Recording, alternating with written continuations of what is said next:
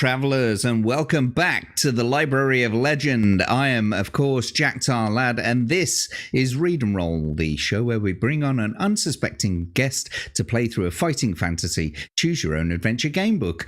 Last week we had Kenzo on, and he valiantly made his way all the way through to the Maze of Zagor on the Warlock of Firetop Mountain. He's halfway there. He's in the same position that Paul Hadouken was when he played Warlock of Firetop Mountain, stuck in the Maze of Zagor, and we've had to cut his adventure short, and he'll be back another time. Don't forget, boys and girls, if you wouldn't mind doing all the things and the stuff, click the subscribes, but put my teeth back in, subscribe, follow, all the things in the stuff, get your thumb, shove it right up on in there. Actually, I'm over on Rumble as well, so if you wouldn't mind, here's the link to me Rumble page. There, go over. Yeah. Say hi, stick a thumb up. If you're not already following, please follow. Say hello in the chat. We like those unique chatters, all that kind of stuff. Anyway, time to bring on our next guest, our next contestant, our first time adventurer on the show. He is a regular on such shows as Iron Oxide's Rogues Gallery, and he's the host of his own show. I swear it's not hentai. I can't remember what days those are on. However, we're going to bring him on, and he's going to be able to tell us. It's the Runaway Vagabond. How you doing, buddy? Hey, good. Thank you for having me on. What day is hentai on? It's on Sundays, and then pretty soon we'll have a solo I Swear It's Not Hentai show on Wednesdays at midnight my time on Eastern, which I don't know what time it'll be for you, but probably sometime during the day, but late midnight over here. I'll be kipping. I'll be fast asleep. Well, I think you're 14 hours ahead, right? 14 hours ahead, yeah. Is that what you said? Well, I don't know. No, not me. I'm certainly not that far ahead. That's like super in the future. No, I think compared to you, I'm about 6 to 8 hours ahead. Yeah. Okay, so it'll be 6 a.m. your time. But yeah, it's good to have you on the show for the first time. I've been wanting to get you on the show for a long time, and here you are. So thank you for heeding the call to the Library of Legend. We've got a bit of a territorial cat situation in the background there, isn't that right? Yes, I got some kittens, and some other cats are territorial right now. I do need to get them all spayed and neutered, so I just stop having tons of cats over. I mean, I got the space, but yeah, I want my room back. And so basically, from time to time tonight, we may very well hear some battles going on in the background. A cat may jump on my head or two or so. Awesome. We love to see the pussy cat on our stream. Now, usually it's customary when we bring on a guest to ask them who the first person they think is in the chat. But you know who the first person in the chat was, because this time it happened to be you. Oh, yeah. So I was waiting, but yeah, so no worries. But it is usually Legatus Lee Jonas. Some people say he's a good mod. I say he's the best mod on YouTube. Well, at least YouTube. I see him everywhere as well, too. Absolutely. He is everywhere. And we've got Abe's here as well. Abe's going to get you my co-host on a Tuesday night for the Jack and Abe show. Welcome in, my friend. Good to see you. Who else we got here? Paul Hadouken. What's up, Hadouken. Crackers? Are you spelling that the right way? I don't think you're spelling it the right way. But welcome in, Paul, GFY, and all that good stuff. Who else we got? A lot of Abe. We got B-roll stage over on the Rumble side and the YouTube side. There we go. Welcome. I say he's just plain spooky. He most certainly is. Ghosty! It's good to see you anyway, Atom. He's been on the show before. I think he's got to come back. Have you got to come back? No, you won, didn't you? Yeah, that's right. I think he won. Well done for him.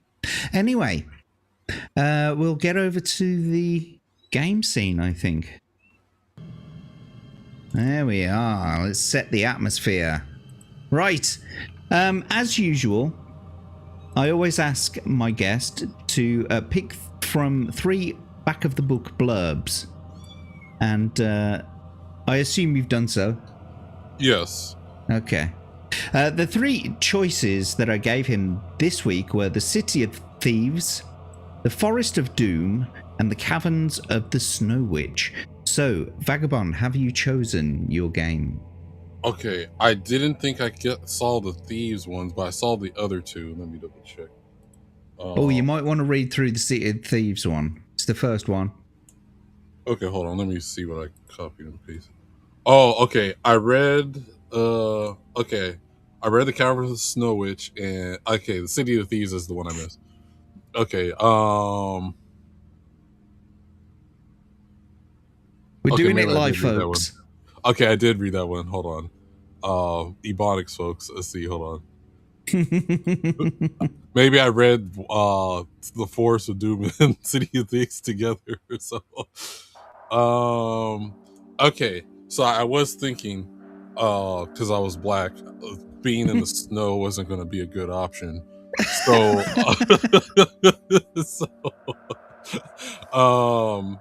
and then I did like hearing the word vagabond in the City of Thieves. Mm-hmm. And then, but the Forest of Doom has dwarves, and dwarves like to drink. So let's go to the Forest of Doom. The Forest of Doom, indeed. There you go. Oh, didn't mean to switch that off. Meant to put a glow on it. You see, high production value here. There you go. So the Forest of Doom it is then. That's the one you've chosen. That's the one we're going for.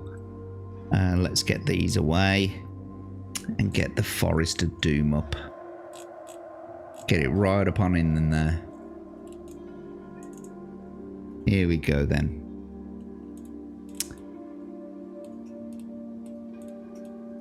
Yes, so the back of the book blurb that I sent to Vagabond earlier was for the Forest of Doom. We've played it before. Abe's won it before. I think the Eclectic Goat kept not getting the right things and then she ended up dead. Yeah, anyway.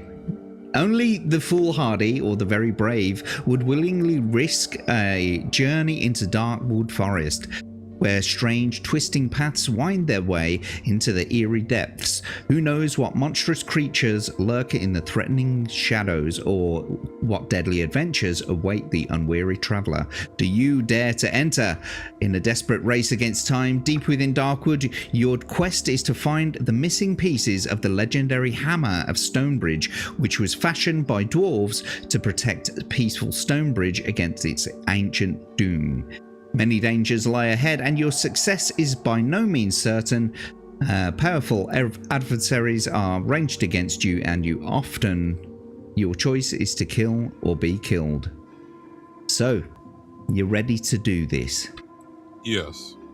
Do you know many of the rules of the game? Have you seen it played before? Have you played it before? I've seen you played it before. If it's similar to Dungeons and Dragons, I think I could figure it out. Well, in a moment, we're going to roll for some stats. You've got skill, stamina, and luck. Your skill is going to be rolled against for your attacks. The stamina is your life force, which when it reaches 0, you'll be dead. And your luck is exactly what it says on the tin. But every time you use your luck, we'll take one off. So the more luck you use, the unluckier you get, basically. Okay. We'll get to battles as we get to them. I'll explain them when we get there. You will be able to escape from certain battles, but you'll lose 2 stamina points if you flee. But only certain battles can be escaped. We'll talk about fighting more than one creature as it comes. What else we got? Oh yeah, you got to pick from 2 magic potions. So here's your adventure sheet. Okay. You currently have no donations because those the last ones that were donated by your boy Crimson Shadow, they stick with Kenzo because he's got to finish his adventure basically. So you're starting afresh. So if anyone is generous enough to donate to the adventurers pot, or to buy them a adventurers bonus, or an adventurers, what's it called? Well, something to troll you, basically. Sometimes they can just spawn an enemy if they want to. You've looked at the list. You've got the list in front of you.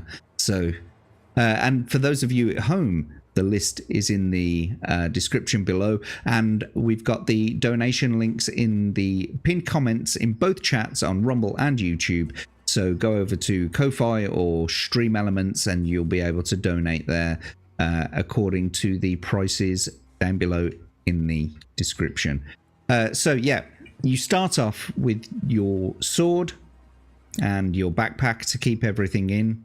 You've got 10 provisions. Each provision you can eat at certain times, not when you're in battle. Mainly, not when you're in battle. Provisions, right. You've got 10. Each provision gives you gives you 4 stamina back. I got distracted at something in the chat over there. Yeah, it gives you 4 stamina back every time you eat a provision. So we'll roll for your initial skill, stamina, and luck shortly. Those stats, the initial stats, will never really go any higher than what they are initially rolled, and it's your current skill, stamina, and luck, which will go up and down as your journey goes along. You've also got 3 lifelines: ask the audience, phone a friend, and backtrack. As we go through your journey, I'll be keeping an eye on the paragraphs, and if you want to use your backtrack, if you don't like a decision that you've made, we can always go back to the previous paragraph and you can choose again. Phone a friend means that you can ask one person in the chat what they would do if they were in your situation, and ask the audience. I'll put a poll in the YouTube chat, and yeah, you'll be able to see what they say. What else we got? So, potions. Yes, you get to pick 1 potion. Each of these potions will restore your skill, your stamina, and their luck back to their initial values. But like I said, it will never really go higher than what you initially rolled, apart from if you take the Potion of Fortune, which restores all of your luck points, but it also adds 1 to initial luck. Okay. Right. So I'll ask you to pick one of those shortly. Okay. Hints on play. There is one true way through Darkwood Forest, and it will take you several attempts to find it. Make notes and draw a map as you explore. This map will be invaluable in future adventures and enable you to progress rapidly through to unexplored sections. Not all areas contain treasure. Many merely contain traps and creatures which you will no doubt fall afoul of. There are many wild goose chase passages, and while you may indeed progress through to the ultimate destination, it's by no means certain that you'll find what you're searching for. The one true way involves a minimum of risk, and any player, no matter how weak on initial dice rolls, should be able to get through fairly easily. So may the luck of the gods go with you on your adventure ahead. We've seen in many cases Abe's also failed at this before, but he's also won. He's got to the end of the story, but he's not got everything that he needed to actually win. So there are certain places. Do you know what? I should have put the adventure sheet down so people could read. But yes, nevertheless. Are you feeling okay with it so far? Everything good? You got any questions? Yes. No, I think I'm good to go. Awesome. We got Tabletop Junkie Games coming in, asking what's happening. It's the Runaway Vagabond, and he's just about to play the Forest of Doom, part of the Fighting Fantasy series. There you go. There's Atom coming in on YouTube, giving us the Rumble link. Thanks for that, mate. And we got Davyverse here. Hello, mate. Good to see ya. Shaking them boobs in the chat. Boobs. Making Good to see you all. What did you say, mate? Oh, making us all live longer with the boobs. Abso-freaking-lutely. Right then. I should wet my whistle. So, you got any trepidation before the journey begins? No, I'm just a wandering vagabond, so I'm just ready to get going. So, Okay. Let's do this then. Okay. So here's the background. You are an adventurer, a sword for hire, and have been roaming the northern borderlands of your kingdom. Having always spurned the dullness of village life, you wander the lands in search of wealth and danger. Despite the long walks and rough outdoor life, you are content with your known destiny. The world holds no fears for you, and you are a skillful warrior, well practiced in the art of slaying evil men and beasts with your trusty sword. Not once during the last 10 days since entering the northern borderlands have you set eyes upon another person. This does not worry you at all, because you are happy with your own company and enjoy the slow, sunny days hunting and eating and sleeping. It's evening, and having feasted on a dinner of rabbit spit roasted on an open fire, you settle down to sleep beneath your sheepskin blanket. There's a full moon, and the light sparkles on the blade of your broadsword skewered into the ground by your side. You gaze at it, wondering when you will next have to wipe the blood of some vile creature from its sharp edge.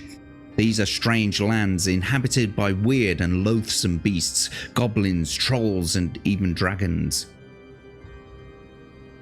As the flame of your campfire gently dies, you begin to drift to sleep, and images of screaming trolls flicker through your mind. Suddenly, in the bushes to your left, you hear the loud crack of a twig breaking under a clumsy foot. You leap up and grab your sword from the ground. You stand motionless but alert, ready to pounce on your unseen adversary. You then hear a groan followed by a dull thud of a body falling to the ground. Is it a trap? Slowly you walk over to the bush where the noise is coming from, and you carefully pull back the branches. You look down to see a little old man with a grey bushy beard, his face contorted with pain. You crouch down to remove his iron helmet covering his bald head and notice 2 crossbow bolts protruding from the stomach of his plump, chainmail-clad torso.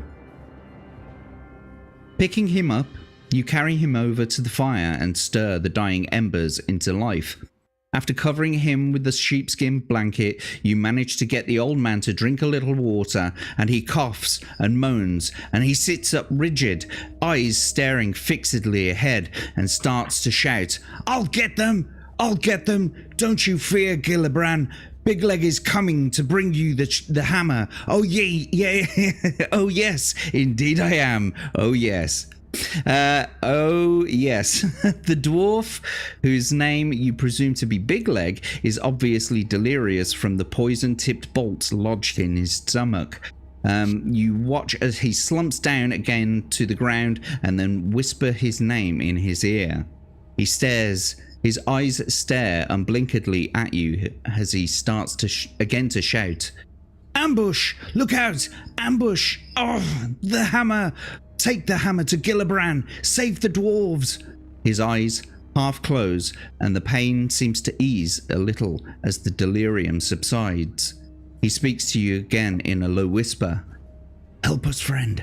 Take the hammer to Gillibrand. Only the hammer will unite our people against the trolls. We were on our way to Darkwood in search of the hammer, ambushed by the little people, others killed. The map in my pouch will take you to the home of Nostromo, the master mage of these parts. He has great magics for sale to protect you against the creatures of Darkwood. Take my gold. I beg you to find the hammer and take it to Gillibrand, my lord of Stonebridge. You will be well rewarded. Big Leg opens his mouth to start another sentence, but nothing comes out except his last dying breath. You sit down to ponder Big Leg's words. Who is Gillibrand and who is Nostromo? What is all this fuss about a dwarvish hammer? And you reach over to the still body of Big Leg and remove the pouch from his leather belt around his waist. Inside it you find 30 gold pieces and a map. Da-da-da-da. Jingling the coins in your hand, you think of the possible rewards which may await you just for returning a hammer to a village of dwarves. You decide to try and find the hammer in Darkwood Forest. It's been a few weeks since your last good battle, and what's more, you are likely to be well paid for this one. With your mind made up, you settle down to sleep, having taken back the sheepskin blanket from poor Big Leg, and in the morning you bury the old dwarf, gather up your possessions, examine the map, and you look up at the sun and find your bearings. Whistling merrily, you head off south at a good pace, eager to meet this man, Nostromo, and see what he has to offer. Now turn over. So this poor little dwarf, he's died, you've buried him, and you just... I bet the dwarves have some good mead that I can drink. I bet they do. You got to get there first. So straight away you've got 30 gold, which is nice. You'll be able to spend that in the game, really when you get to Nostromo's tower, basically.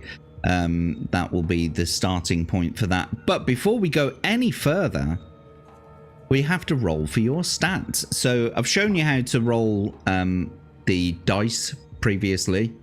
Yeah. And so first of all, we're going to roll for your skill, which requires you to roll just 1d6 and we'll add 6 to it.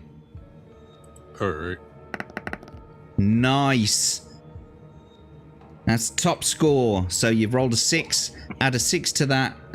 You've got an initial skill of 12. You are hench. You are masterful. You are going to beat the shit out of any troll that comes your way. But don't be too cocky, because there are other creatures that have a higher skill than you do. So be careful. Anyway, onto your stamina. We're going to ask you to roll 2d6, and then we'll add 12 to that. All right. 6 plus the 12. There you go. That's 18. I've seen worse, mate. People have got much worse scores than that. Go on. I was about to say the 2-second jack or whatever. Ladies, I can last longer than that, I promise. And we've got your luck to roll for now. So if you wouldn't mind rolling one more d6, please, and we'll add 6 to it. Nice. That's a luck of 10. And so also, I'm going to ask you right now if you wouldn't mind choosing the potion that you want to take with you. There's the potion of skill, potion of stamina, and potion of luck. They will all replenish your current skill back to their initial values, but with the luck, it will also add 1. So next time you drink the luck potion, you will have 11 initial luck. Okay. Should I up my stamina? I'll take a potion of stamina. Are you sure?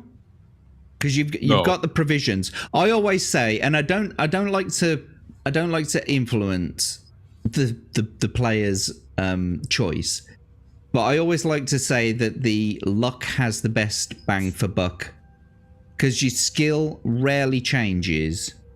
Your stamina does change, but you've got provisions, and your luck will change more than anything. Okay, so I can probably find some horny goat weed in the game in this forest. So I will do some luck then. Okay. Potion of luck it is. You can't use that potion of luck during a battle, just the same as you can't eat provisions during a battle. However, if someone is kind enough to donate to your adventurer's pot and you buy a potion from the list, then you can use that specific potion during a battle. Okay. Okie dokie. How you feeling about your stats so far? Okay, I'm pretty good. I'd say so. That skill is an excellent starter. 18 is definitely not the worst. Anyway, let's have a look and see what you're saying in the chat here. Don't be sorry, Tabletop. It's good to see you. Thanks for being here. Rumbaru, indeed. Look at him coming out with all those lovely emojis. And he's got it right. B-roll stage got it right. Like and repost. If you repost the show, it gives us more coverage, all that kind of stuff. And don't forget to get your thumb and shove it right upon in there. Ooh, a spit roast on a first date. Indeed. Wasn't it Smooth that shat the bed at this stage? Not quite at this stage, because we haven't actually made any decisions yet. It was Caverns of the Snow Witch that Smoo had the bad turn with. It was his first decision, and yeah, he shat the bed. Abe would remember. My mind is like a sieve. Isn't a sheepskin blanket just wool? I guess it is, isn't it? Well, you have the skin part of the sheep as well, too. That's right. Which way do you sleep with it, though? It's like got to be the wool side in, hasn't it? Well, with the actual leather. I think it's the wool outside. If I was sleeping really, with yeah, kind of like when you get like you get like a rabbit hat, like and then you got the furs on the outside and the skins on the inside. I guess you're kind of right. Don't like Inuits wear fur, but inside out, so the fur is on the inside. Oh, I never thought about the Inuits, but I think it's usually the furs outside, but nevertheless, stick it right upon in there. Don't be shy. That's it. You've got it, guys. Get it up on in there. Get a brown tip on that thumb. Did all that already. Okay. Right then. So, into the story then, mate. Here we go. This is the first paragraph. There's your first image. Looks like Nostromo's tower. We'll find out right now. Your walk to Nostromo's tower takes a little over half a day, and you arrive at his stone tower home, dirty and hungry. As the tower is set back on the edges of Darkwood, some 50 meters away from the path you have been following, it's difficult to find. Finally, you walk up to a huge oak door, somewhat relieved to find that it does exist and that Big Leg had not been speaking wildly in his delirium. A large brass bell and a gong hang from the stone archway, and as you ring the bell, a shiver runs down your spine, and you realize that the loud bong invades a deep silence which you'd not noticed. There are no sounds of birds or animals to be heard. You wait anxiously at the door and hear footsteps descending the stairs from the tower above, not below. A small wooden slot in the door slides open and two eyes appear to examine you. "Well, who are you?" demands a grumpy old voice through the hole. You answer that you are an adventurer and you are in search of the Master Mage, Nostromo, intending to purchase magical items from him to combat the creatures of Darkwood Forest. "Oh, well, in that case, if you're interested in buying some of my merchandise, you'd better come up. I'm Nostromo." He turns and then slowly climbs the stone stairs. So your first decision for this episode is, will you follow him up the stairs, or will you draw your sword and attack him? Let's see. I'll follow him up the stairs. Sounds like a good idea. You follow the huffing and puffing old man in his tattered robes up the spiral staircase to a large room at the top of the tower. Shelves, cupboards, and cabinets line the walls, all filled with bottles, jars, weapons, armor, and all manner of strange artifacts. Nostromo shuffles past the general clutter and slumps down in an old oak chair. He reaches into his top pocket, pulls out a fragile pair of gold-rimmed spectacles, and placing those on his nose, he picks up a piece of slate and chalk from a table next to his chair and begins to write frantically. He then hands you the slate, and so it's a list of wares. Ooh, Vagabond, we get to go shopping! So, you've got 30 pieces of gold, and you can spend them on any amount of these items, but you can only buy one of each item. Okay? Okay. And there's no saying what these do at this point. There may be situations throughout the book that some of these items may be necessary for. You may actually buy some items that are not necessary at all in certain situations. So you've got 30 gold. Okay, so I will first get poison of insect control. Potion, I mean. And then I'll take the anti-poison. I will take the water finding, armband of strength. Wait, hold on. Let me count how much I have. Let's see. I'll take a potion of healing, a ring of light, and did I say rope of climbing? Just a second. Ring of light, was it? Yes. And rope of climbing, yeah. I'll take a boots of leaping. And a glove of missile dexterity.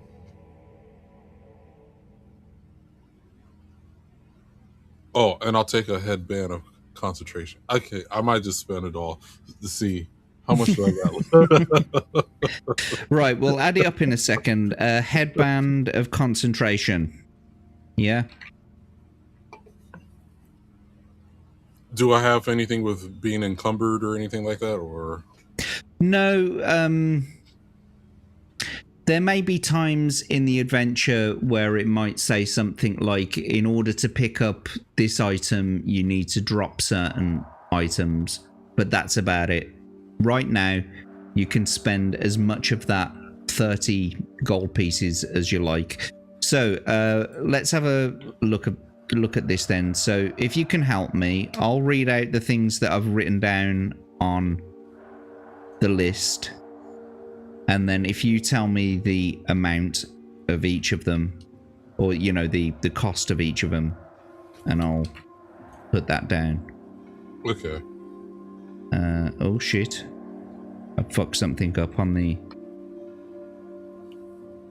adventure sheet. I'm just trying to fix it. Hang on. Okay. There we go. Right, so I'm going to read this out now, so you just tell me the numbers next to each one. So I've got the potion of insect control. That is a 2.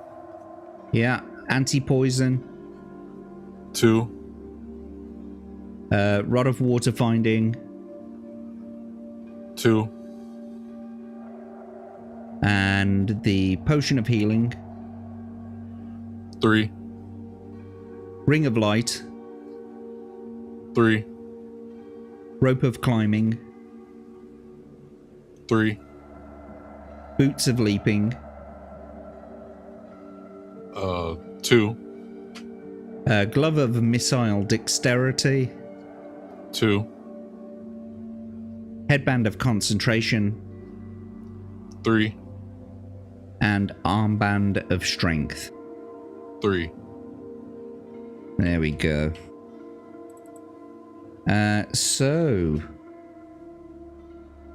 That is 25. You've got 5 left to spend. Okay. Something tells me I may need holy water, so I'll get that as well. Holy water. How much is that? And 3. 3, so you got 2 left.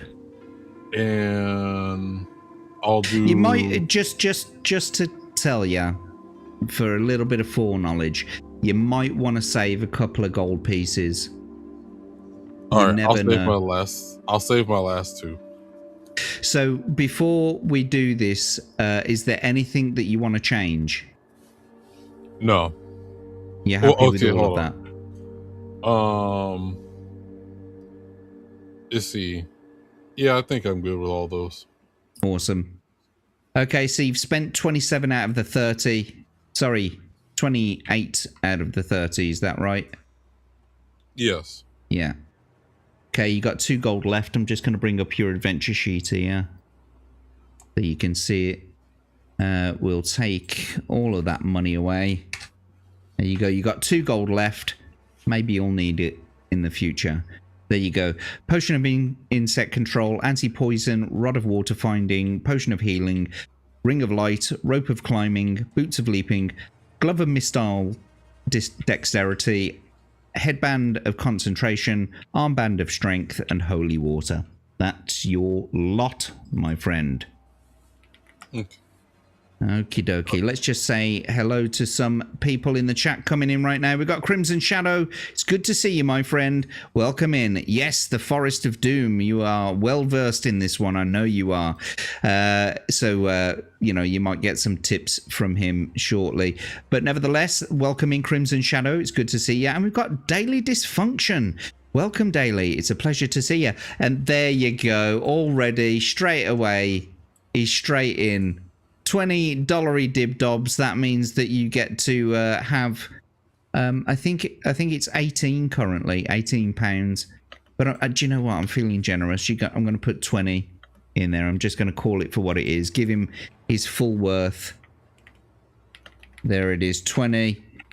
So right now, mate, you know that list that I gave you?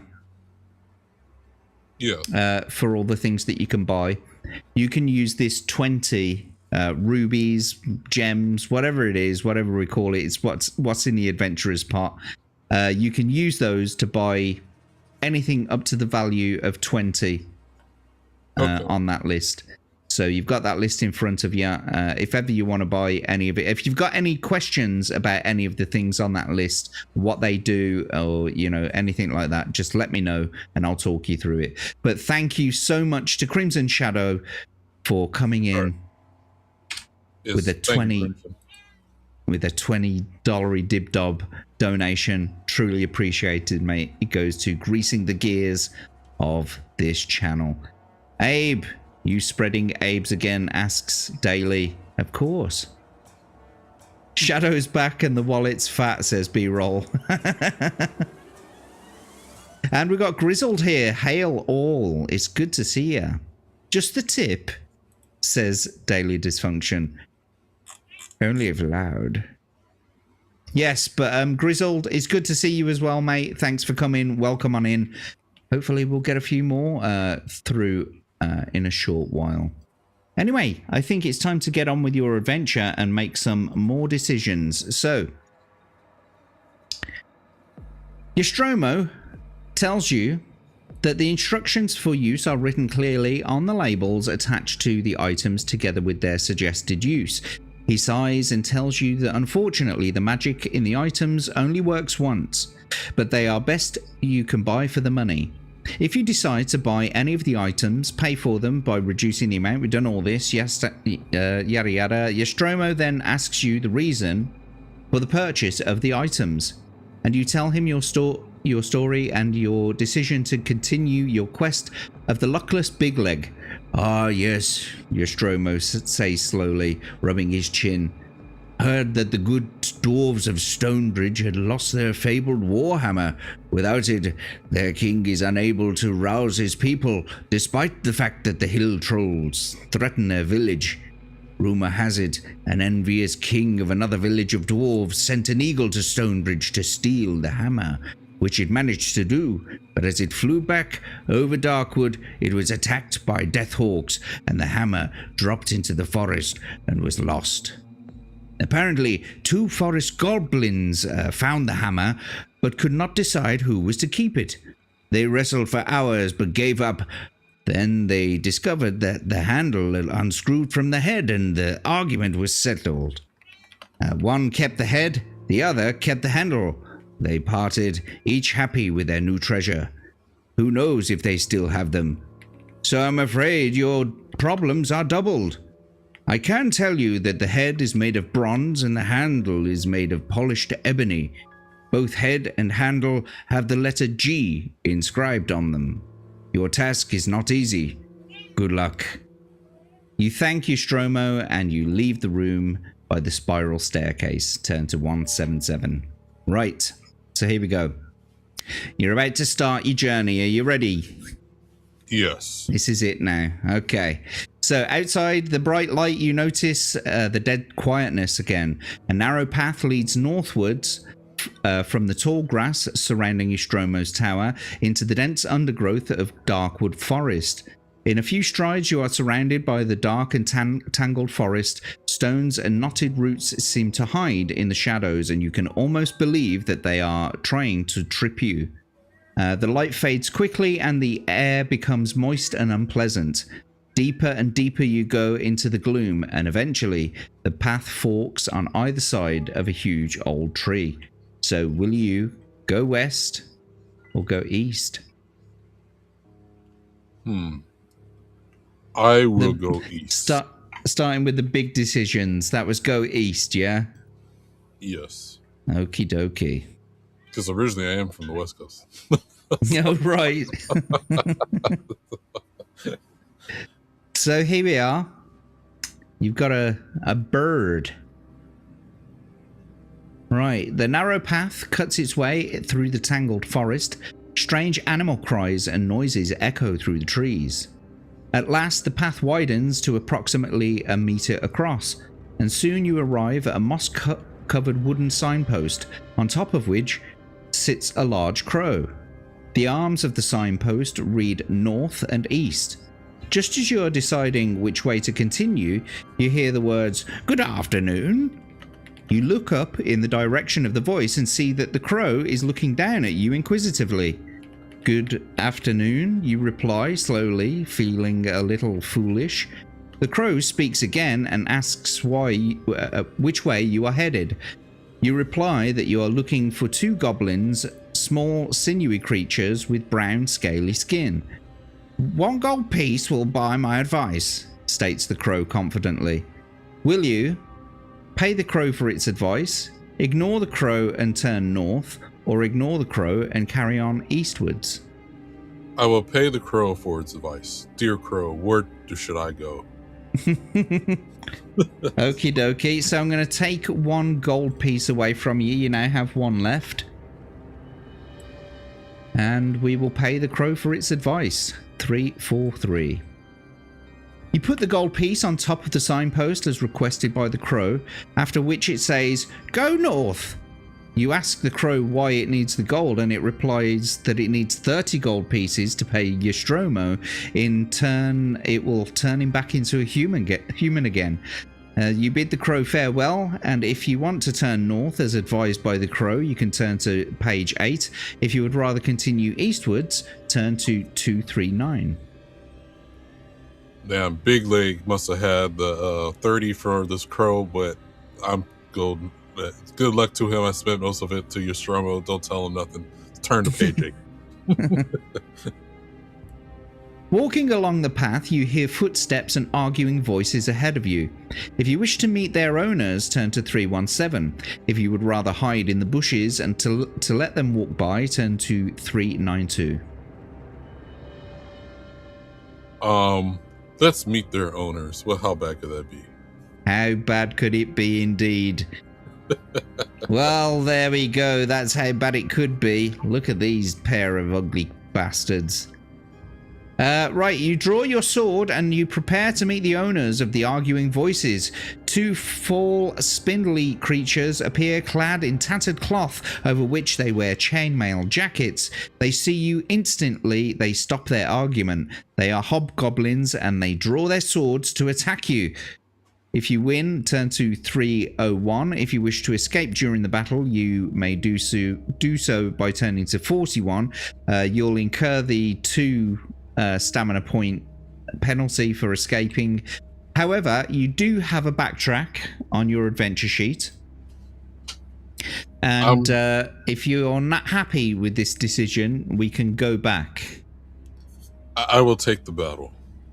Okay, then.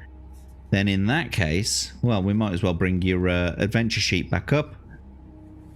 As it's time to get into your first battle of the show. Knobgoblins is right. Crimson. There's a fun bunch, says Adam Gray. Right, so your first enemy has a skill of 6 and a stamina of 6, and your second enemy has a skill of 5 and a stamina of 7. So 6 and 6 and 5 and 7. You'll fight them one at a time. So without further ado, let's get over to the battle music and let's get this on. So, well, actually, before I do, let me just talk you through the battle. So what we'll do, first of all, is we'll ask you to roll 2d6 for the enemy, and then we'll ask you to roll 2d6 for yourself.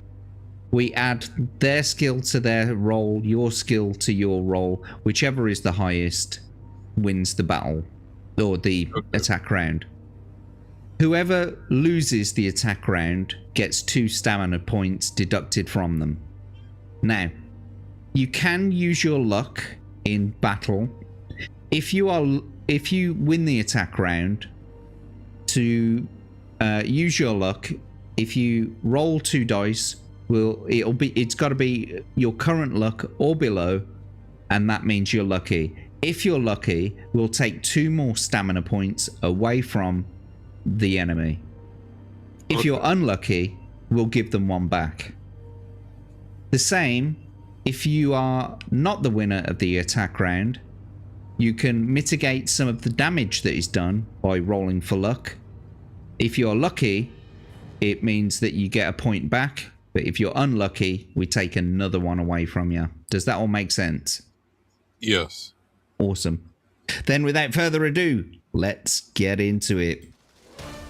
So, could you please, for the first time in the show, roll 2d6 for the enemy? Oh, my bad. I messed up. That's okay. And so, a 1 and a 2. There you go. That gives them 9. And if you can roll 2 for yourself, please. This should be a fairly easy game. A 6 and a 4 there gives you 22. That's like a killer blow already. 22 to their 9, which means you win the attack round. Will bring their stamina down to 4. Do you want to test your luck at this point, or do you want to just carry on with the next attack round? Carry on with the next attack round. 2d6 for the enemy then, please. Oh, a little bit higher this time. 6 and a 5 gives them 17. And 2 for yourself, please. Oh, shoot. A 1 and a 2 gives you 15. Ooh. Unlucky. You lose the attack round and will bring your stamina down to 16. Do you want to test your luck or carry on? Carry on. Okay, 2d6 for the enemy then, please. A 2 and a 1 again. Gives them 9 again. And 2 for yourself. That's a 2 and a 1 again. Gives you 15 to their 9. Well done. You've won the attack round again. We'll bring their stamina down to 2. If you were to test your luck at this point, and you were lucky, you would kill the monster outright. But if you just want to carry on, we can carry on. We'll carry on. 2d6 for the enemy then, please. A 5 and a 2 gives them 13. And then 2 for yourself, please. A 6 and a 1 gives you 19 to their 13. Congratulations. You win the attack round. You've won the battle between that... what is it, a hobgoblin? Is that what they are? Yes. Yeah. We're going for the next one now. The other one's dead. So he's got a stamina of 7 this time, but only a skill of 5. So if you wouldn't mind rolling 2d6 for the enemy, please. I think that's a 5 and a 4, isn't it? Yes. Yeah, a 5 and a 4 gives them 14. And if you can roll 2d6 for yourself, please. A 3 and a 6 gives you 21 to their 14. Well done. You win the attack round, and you've reduced their stamina to 5. Test your luck or carry on? Carry on. Then 2d6 for the enemy, please. 3 and a 4 gives them 13. And then 2 for yourself, please. Nice. A 6 and a 3 gives you 21 again. This is barely an inconvenience. We'll bring their stamina down to 3. There we go. Carry on. Yep. 2d6 for the enemy, please. Oh, snake eyes. I love it. Absolutely love it. Gives them 7. And if you can roll 2d6 for yourself, please. A 3 and a 5. There you go. Gives you 20 to their 7. That was a critical hit. And plus they had snake eyes. Do you know what? Because they had that snake eyes, they've only got 3 left. I'm going to say you did it because they rolled snake eyes. If they'd have rolled double 6s, I think I'd have not taken as many away, because that's a thing if you roll double 6s. But anyway, well done. You've won the battle. Awesome. Only room for one knob around here. Only room for one knobgoblin. Oh, there's always room for knobgoblin. And you didn't even need to escape either. Good job, buddy. Right, 301. You search through the pockets of the hobgoblins and find 3 gold pieces, a tiny brass flute, and 2 maggot-ridden biscuits. There is also a necklace made of mouse skulls around one of their necks. If you require any of these items, add them to your equipment list. So, as I've said, I'm sure you want to take the 3 gold pieces, right? Yes. Okay, so we'll add those to your gold. You've got 4 gold pieces now. I'll take even the maggot biscuits. The maggot biscuits, yeah? I feel like I can use that for something. Like if I needed food to go hunting or something. And okay. Maybe set a trap. Tiny brass flute, maggot biscuits.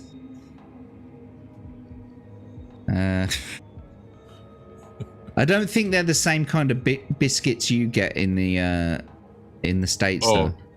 Yeah, they're that's what we call cookies. Mm-hmm. Unless you put gravy on top or. And it was the mouse skull necklace, wasn't it? Yes. Well, what a weird assortment of things you've got on offer, these strange creatures. Right, let's carry on then. 157. To the left of the path, you notice a large hole in the ground with a diameter of some 3 meters. Walking over to the edge of the hole, you see it sloping off into the depths of the earth. If you wish to walk down into the hole, turn to 125. If you would prefer continue walking northwards up the path, turn to 337. The crow must be right. So we'll continue north. Continuing north. You're not going to go down the hole into the earth. I feel like someone's going to attack me. That may be true. So we'll go 337. Okie dokie. Unless it was at last fairy down there with Booba.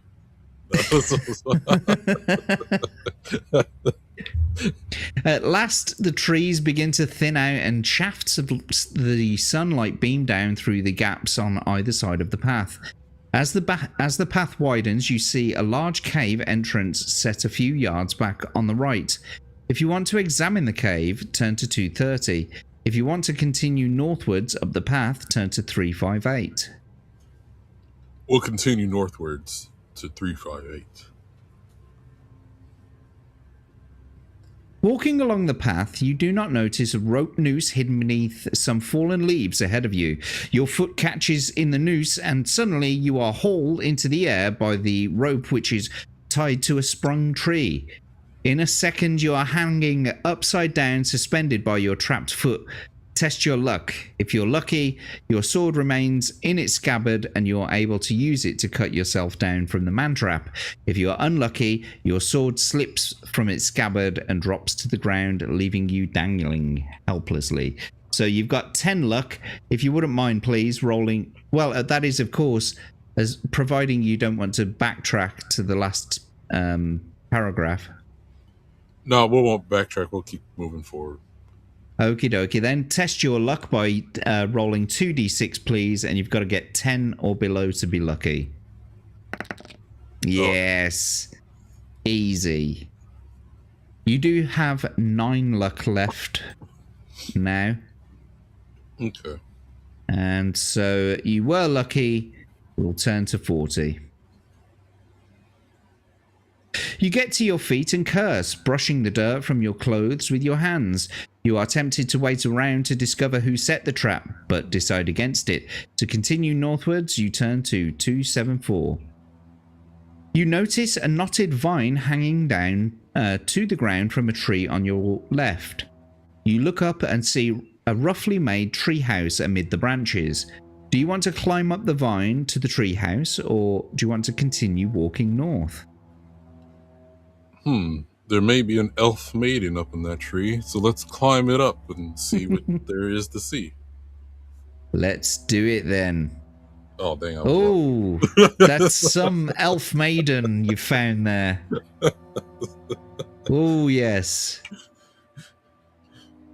Are you sure you don't want to use your backtrack? No, we won't backtrack. You reach the top of the vine and scramble onto a wooden platform. A sheet made of leaves and ferns covers the entrance to a small covered living area. As you approach, the sheet is thrown back and from behind it steps a large, hairy, ape-like creature wearing only an animal hide loincloth. He's holding a large bone in his hand and he grunts at you. He is an ape man. You may draw your sword and attack, or jump off the platform to the ground 5 meters below. So what are you saying? Well, this large hairy man with a bone in his hand and only a loincloth to cover it, I think, is staring at you, and you've got one choice to make. Okay. Well, I'm a bit of an ape man myself. I feel like if I do jump down, he's going to chase me. So well, he may chase you either way. Okay. Let's jump down. Let's see what happens. If you say so, here we go. 156. Falling to the ground is becoming a bit of a habit. It's also beginning to hurt. Lose 3 stamina points for your injuries. If you're still alive, you get to continue northward along the path, turn to 109.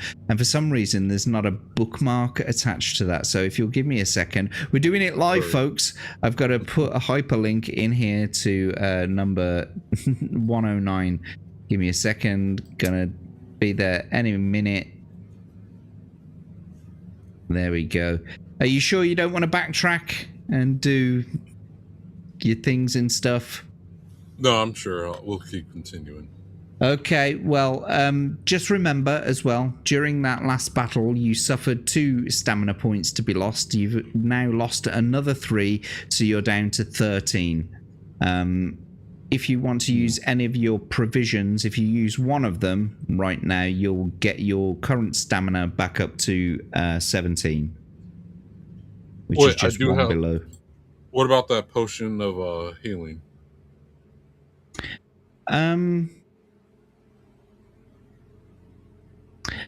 think that you ought to use that when it's required. You see, all of those items, just to kind of give you a heads up, they may very well be called upon during the adventure. So all of the things that you bought from your Stromo, they're for a specific purpose in the story. So I wouldn't use any of those items right now because there's no instructions on them, if you get what I mean. Yes. So we'll until just the paragraph. Forward. We'll continue forward. What's so a little stretch? You've got 13 stamina. We're going to continue forward. No provisions taken or anything like that. Is that right? Correct. Okie dokie. Here we go. 109. Soon, the path leads out of the trees onto a large plain with tall grasses. Beyond it, you see rising ground and further off, some low hills. The path splits and goes in 3 directions. If you want to, you can go west, east, or north. Well, the crow told me to go north. So we'll continue on north. I'm trying to find that underground railroad.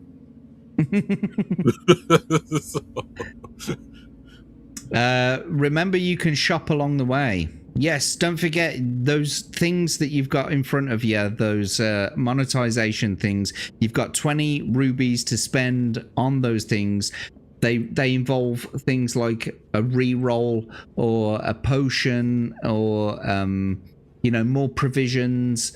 What else is there? Let's have a quick look at it myself. You can use 5 of them and it will return a lifeline. So you don't necessarily only have one backtrack. You could backtrack and then spend 5 of those rubies and buy the backtrack back. Does that make sense? Yes. Okay. Yeah. I think I'm good. I'm gonna save that until there's an enemy.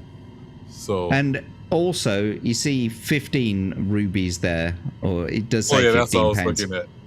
But 15 rubies, an insta-kill spell, that often comes in handy for boss battles. Okay. Well, we'll save that for now and continue forward. Abe's not wrong. Crimson Shadow, you're practically keeping the show going single-handedly. Yes, there have been other people who have donated, but Crimson Shadow is by far the biggest contributor, and I am very grateful for his support. Very grateful. Yes, I got it wrong. Sorry, Crimson. Knobgoblin. Everyone likes a good knobgoblin. Maggot bickies. Aye. The backtrack special. Hamburger health beef style. Anyway, right, so we'll continue. Have you decided? Yes. 2309, sir, my good sir. Let's carry on north then. The path cuts through the grass, which is about waist high. Although your visibility is good, you feel uneasy about any creatures which may be stalking you on either side. Suddenly, the grass to your left moves and 2 wooden tubes appear, pointing straight at you. They are blowpipes belonging to 2 pygmies who blow darts at you. Test your luck twice, once for each dart. If you're lucky both times, neither of the darts hit you. If you are unlucky, then either 1 or 2 of the darts will lodge in your neck. So, let's get your adventure sheet back up. So we're going to test your luck twice. And the second time round, obviously, you're going to have less luck than the first time. So if you wouldn't mind, please, rolling 2d6 for the luck. And we'll see if it's 9 or below, which it is. Well done. So now you've got to roll another 2, please, and it's got to be 8 or below. Oh, you lucky bastard. 6 and a 1. Excellent. You were lucky both times, but you now have only 7 luck left. You're at that halfway point where it's going to start to become very unlucky. But don't forget, you have got that potion of luck, which you can take at any time you're not in a battle. Okay. So let's turn to 77. The pygmies quickly turn and run off into the grasses. Will you draw your sword and run into the grass after them, or continue north along the path? We'll continue north onto the path. I see a man without distraction.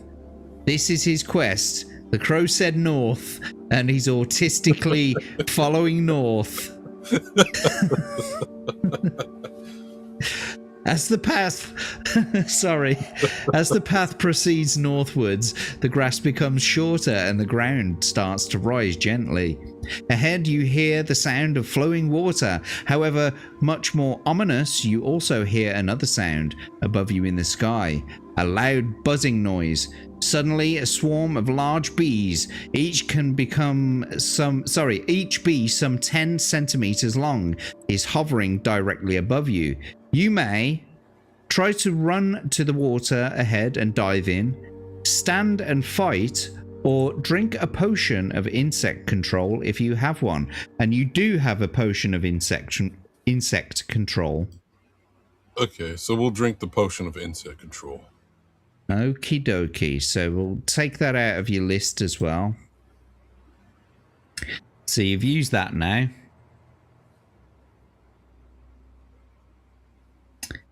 Right then. 100.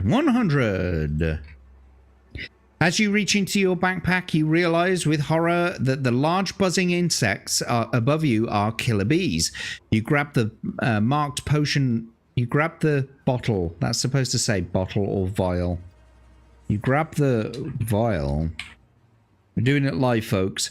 You grab the vial marked potion of insect control and gulp down its contents. The killer bees dive down to attack you, but are suddenly repelled, as though they have hit an invisible screen. They hover all around you, buzzing loudly, but do not sting you. With a new heart, you draw your sword and swing it through the air. You catch one of the killer bees and it falls to the ground. You step on it with your leather sandal and the others then fly off into the distance. You may continue northwards to the sound of the flowing water. You soon reach the bank of a gently flowing river. You see that the path continues north over the river via a rickety old wooden bridge. If you wish to cross the river by the bridge, turn to 65. If you do not want to trust the bridge and you would rather cross the river holding your backpack out of the water to keep it dry, turn to 75. So, rickety bridge or waist high in water. I hate heights, so we're going to cross it, the water, page 75. Okay. Your legs feel very vulnerable, and you half expect them to be bitten at any moment by some unseen river creature. However, nothing happens and you manage to cross safely. You are now at the foot of some hills and it's getting darker as night closes in. You decide to camp behind some rocks to the left of the path and settle down to sleep with your sword by your side. Turn to 330. Well done. That was a good choice. However, you have been asleep for about an hour when a terrifying howl wakes you up with a start. You put new wood on the glowing embers of the fire and urge it back to life. You notice that there is a full moon in the sky. With your back to the rocks and the fire in front of you, you stand and wait with your sword drawn. You are soon aware of being watched, and then you see 3 pairs of eyes ahead of you glowing red by the light of the fire. Another howl pierces the night air, followed by deep growls. Slowly, 3 pairs of eyes advance towards you from out of the shadow, and from out of the shadow steps 3 wolves ready to leap on you. They attack you one at a time. So, are you ready for this battle? Yes. I'm going to give you an opportunity here to eat some provisions if you want. If you eat one provision, you'll get back up to 17 stamina. Okay, we'll eat a provision. Sounds like a good idea. So you got 9 provisions left now. And you're back up to 17. There we go. Right. So your first wolf has a skill of 7 and a stamina of 7. Your second one has a skill of 8 and a stamina of 7. And then we'll deal with the third as we get to it. Right then, without further ado, let's start this battle. And if you wouldn't mind, please, rolling 2d6 for your enemy. A 5 and a 5 gives them 17. Let's just delete these. Give us a second. There you go, 17. And 2 for yourself, please. Oh. A 1 and a 3 gives you 16. Oh, you lost the attack round by 1 point. But at the same time, don't forget, you've got those monetization options. You can buy a reroll for 5 of the 20 rubies that you currently have. So, but we're gonna test my luck still. We'll go for it. You're gonna test your luck? Yes. I mean, we're not gonna use the luck, but we're gonna keep rolling. Oh, okay. Sorry. So let me just reduce your stamina. You've now got 15. You lost the attack round. 2d6 for your enemy, please. There we go. 4 and 5 gives them 16. And 2 for yourself, please. Ouch. A 2 and a 2 gives you 16, which means you parried blows. No harm done to either. 2d6 for the enemy, please. A 4 and a 1 gives them 12. And 2 for yourself, please. 2 and a 2 gives you 16. Well done, you've won the attack round. That's the first strike against them there. So we'll reduce their stamina down to 5. There we go. Test your luck or carry on?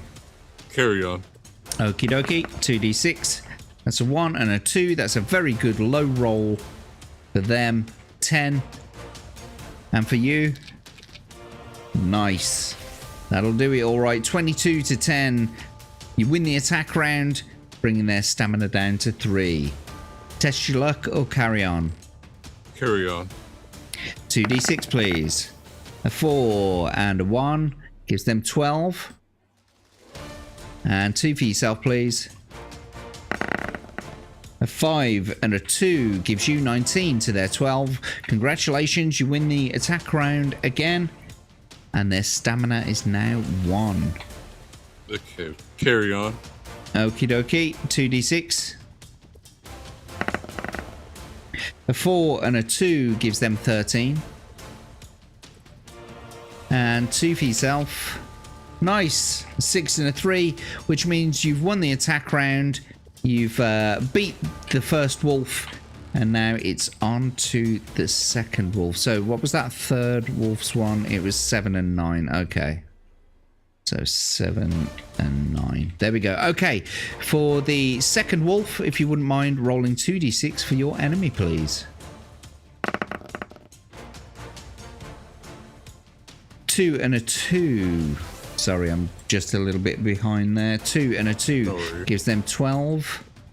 And 2 for yourself, please. 5 and a 4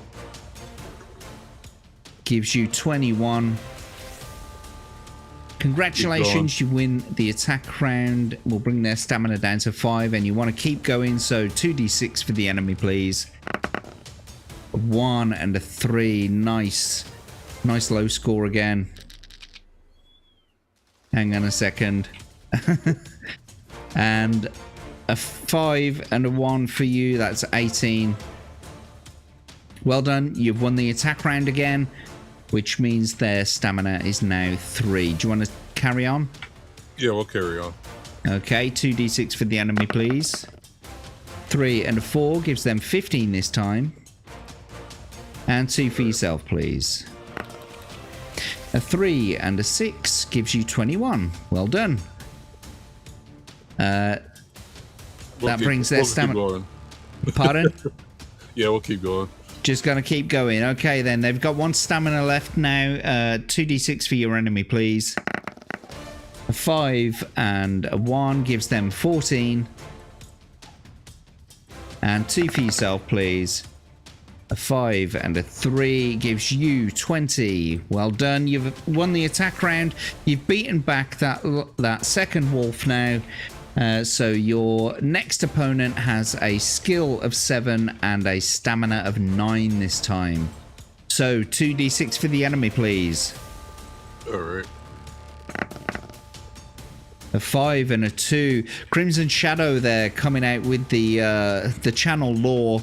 Abe is so far the only person to beat the Forest of Doom. A 6 and a 1 gives you 19, so they're 14. Well done, you've won the attack round. We'll bring their stamina down to 7. Test your luck or carry on? Carry on. 2d6 then, that's a 5 and a 1. Giving them 13. And 2 for yourself, please. Ouch. A 3 and a 1 gives you 16. You've still won the attack round. Well done. 16 to 13. We'll bring their stamina down to 5. Well done, mate. Next round. Yeah. 2d6. There we go. 4 and a 2 gives them 13 again. And 2 for yourself, please. By the power of all feet.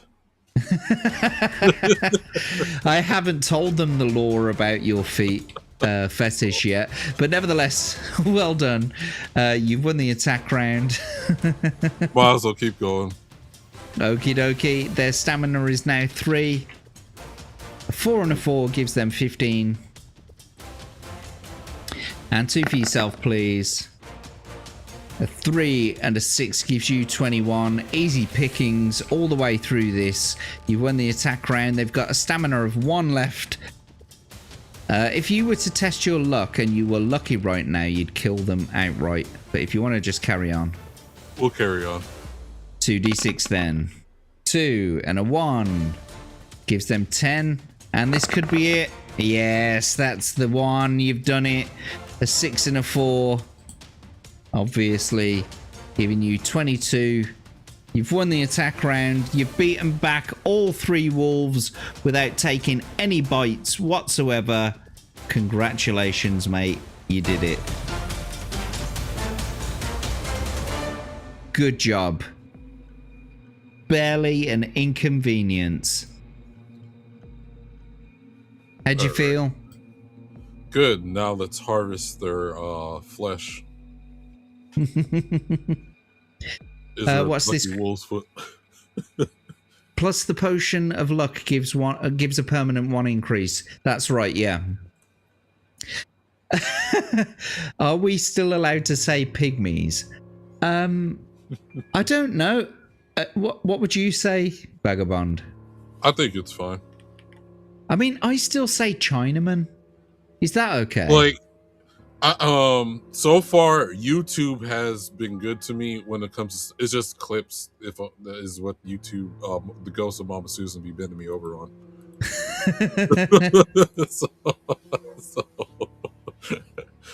I think it's okay to say pygmies. Yeah, I think so. We got Steve in the chat. Welcome in, my friend. It's good to see ya. Oh no, not the bees. It's good to see you anyway, mate. Welcome. Who else we got? Yes, there we go. Crimson coming in with the lore. Abe is the only one that's beaten this. And then he's saying, of course, Jack, I've lost count how many times I've saved Abe. And this is another thing, mate, as well. Anytime you're winning or losing, the chat will very well call the game rigged. Hey, I got the luck of feet on my side. By the power of toes. Yeah. With the French tips. Oh, yeah. Anyway, eventually you manage to get back to sleep, but you are awake early. In the morning light, you notice a gold-studded leather collar around the neck of the largest wolf. It must be worth 15 gold pieces. putting the collar in your backpack, you wonder who the wolf's owner might be. You collect your belongings and head north along the path. So I'm just going to add those coins. You've now got 19 gold pieces to use in the adventure. No, that 19, not 15.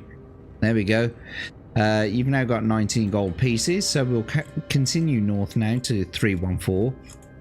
The ground is quite steep as the path wends its way up into the hills. By the time you reach the top of the hill, the sun is quite hot. All around in the distance, you see a tight circle of darkwood forest. Mist still hangs in the tall grasses behind you, but ahead you see a valley floor bathed in sunlight. All is quiet as you start down the far side of the hill. You notice a small wooden hut You notice a small wooden hut to the right of the path, which with its door slightly open. If you want to enter the hut, turn to 294. If you wish to press northwards, turn to 288. Okay. So far there's wolves and stuff.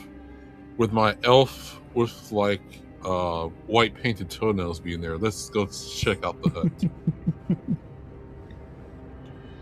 Here we go. So this is a depiction of the inside of the hut. How lovely. How quaint. The hut consists of one room containing a fireplace, a wooden bed, a table with 2 chairs, a washing bowl, a wooden chest, and shelves crammed end to end with birds' eggs. There is a lot of dust on the floor, and the room does not appear to have been lived in for months.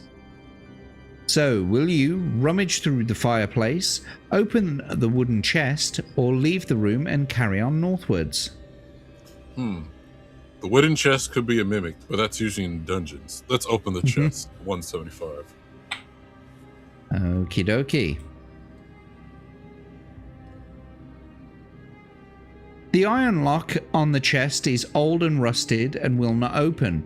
If you wish to try to lift the chest and smash it on the floor, turn to 372. If you would rather leave it and rummage through the fireplace, instead turn to 106. Let's smash it. Smashing. You bend down to try and lift the chest, but it's very heavy.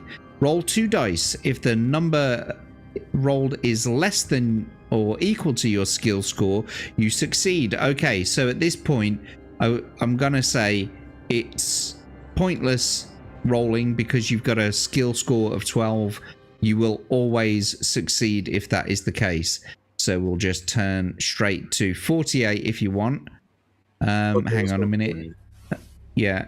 If you succeed, yada yada. Yeah, 48. You lift the chest above your head and send it crashing to the floor. It bursts open, and amidst the splintered wood lies a large, light blue egg nearly a meter round. You tap it with your finger. It's cold and hard and feels like marble. Suddenly, a crack appears, and before you can move, that should really have a comma there. Before you can move, the egg explodes, sending fragments of razor-sharp shell flying through the air. Roll 1 die to determine how many splinters of the shell stick in you and lose 1 stamina point for each. If you're still alive, you stagger out of the room and continue north along the path. So at this point, you could use a backtrack. I think a backtrack is a good option. Okie dokie. So we'll go back to 175.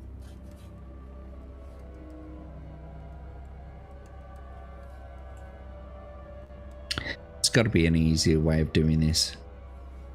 So let me just get your adventure sheet back up. If you want to, by the way, so you've used a backtrack. We'll put a big X there now to say you've used a backtrack. But of course, for 5 rubies out of your adventurer's pot, you can buy that backtrack back. Yeah, why not? Let's buy it back. I still give Okie you dokie. 15 for an instant. You do. You could still buy the insta-kill spell. So you've got your backtrack back. And I'm wondering, which would you prefer to do this time? Do you want to try and smash it again, or do you want to go to 106? We'll just go 106. There is a fire-blackened copper kettle in the ashes of the fire, which you pick up to inspect. You remove the lid and find a gold ring with a large emerald set in it. It has a value of 15 gold pieces. You are very fortunate and may add 2 luck points. Happy with your new treasure, you decide to ignore the wooden chest and leave the room, continue northwards. Well done, my friend. So, Nice. that was very nice. So you now have 34 gold, which is very nice, and 2 more luck. So you now have a current luck of 9. There we go. 288 is the next one. Walking down the hill path, you see the valley floor stretching out ahead and beyond the sinister wall of trees of Darkwood. On the other side of the trees lies Stonebridge, your journey's end. As you reach the foot of the hills, you see many large boulders lying around on the either side of the path. You are amazed to see that one of the larger ones gently rocking from side to side, like a leaf in the breeze. If you wish to investigate the boulder, turn to 84. If you would rather head north into the valley, turn to 245. We'll head north. Okie dokie. Arriving on the valley floor, you find that the path splits. You can go north, west, or east. Just because of the crow, we'll continue north. Holy fucking shit. Although it's a bright sunny day, a tiny grey cloud appears in the sky. It's very low and appears to be moving towards you. As it approaches, you see that it's moving very quickly. Finally, it hovers above you some 5 meters off the ground. Suddenly, a bolt of lightning shoots out from the cloud, hitting you on the shoulder. Lose 3 stamina points. If you're still alive, you see the cloud shoot off to the west at high speed. You pull yourself together and set off north again. Ouch. Wow. Well, that was fucking strange. So we'll take 3 stamina points off you unless you want to backtrack. We'll continue north. Okay, so you're now down to 12 stamina. You could take some provisions at this point if you wanted as well. If you took 1 provision now, it would bring you back up to 16. I'll take a provision. Okie dokie, you've got 8 provisions left and you've got a current stamina of 16. Lovely. Here we go then. 375. A junction appears in the path. Do you want to continue north or head west? I have to listen to that crow, so we'll continue north. Northwards we go. Walking north across the green valley, you see the dark green wall of Darkwood Forest looming up before you. The path leads straight into the thick undergrowth, and soon you are walking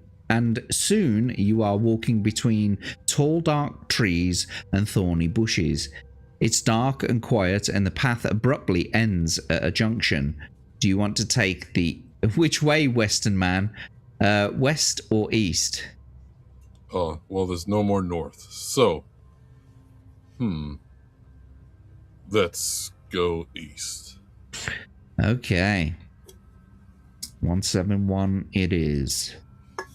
The path comes to another junction. The way south leads back to the valley, so you decide to go north.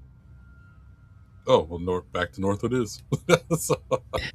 Ahead you hear the thumping of heavy footsteps and the noise of branches breaking. It sounds as though some creature is coming down the path towards you. If you wish to face the oncoming beast, turn to 265. If you would rather hide in the bushes off the path, turn to 318. Let's hide in the bushes this time. Okie dokie. 318. You jump into the thick undergrowth by the side of the path. Peering out from behind the leaves, you see the massive legs of some gigantic man stomp past you along the path. Soon he's gone, and you creep back out onto the path again. Turn to 231. The path twists and turns and then makes a sudden sharp turn to the west. Following the new course, you are aware of a squawking in the trees all around you. You hear the flapping of wings and look up to see 3 large birds swooping down on you. Their beaks and talons are razor sharp. You have only a second in which to draw your sword and defend yourself against the Deathhawks. They seem like pretty easy pickings though. Fight them one at a time. If you can escape and go west along the path, but you will incur a 2 stamina penalty. But nevertheless... I want to continue north, so we'll fight them to this. Yeah. Okie dokie. So you're going to fight the Deathhawks. So the first Deathhawk has 4 and 4. Let's just put these in. And then the second one has 4 and 3. Okie dokie. Right, let's get the adventure sheet up. Let's start this battle. Right then, 2d6 for your enemy as usual, please. A 4 and a 5 gives them 13. Hang on. And a 4 and a 3 gives you 19, I believe. Yep, 19. You win the attack round. Well done. This should be really easy, by the way.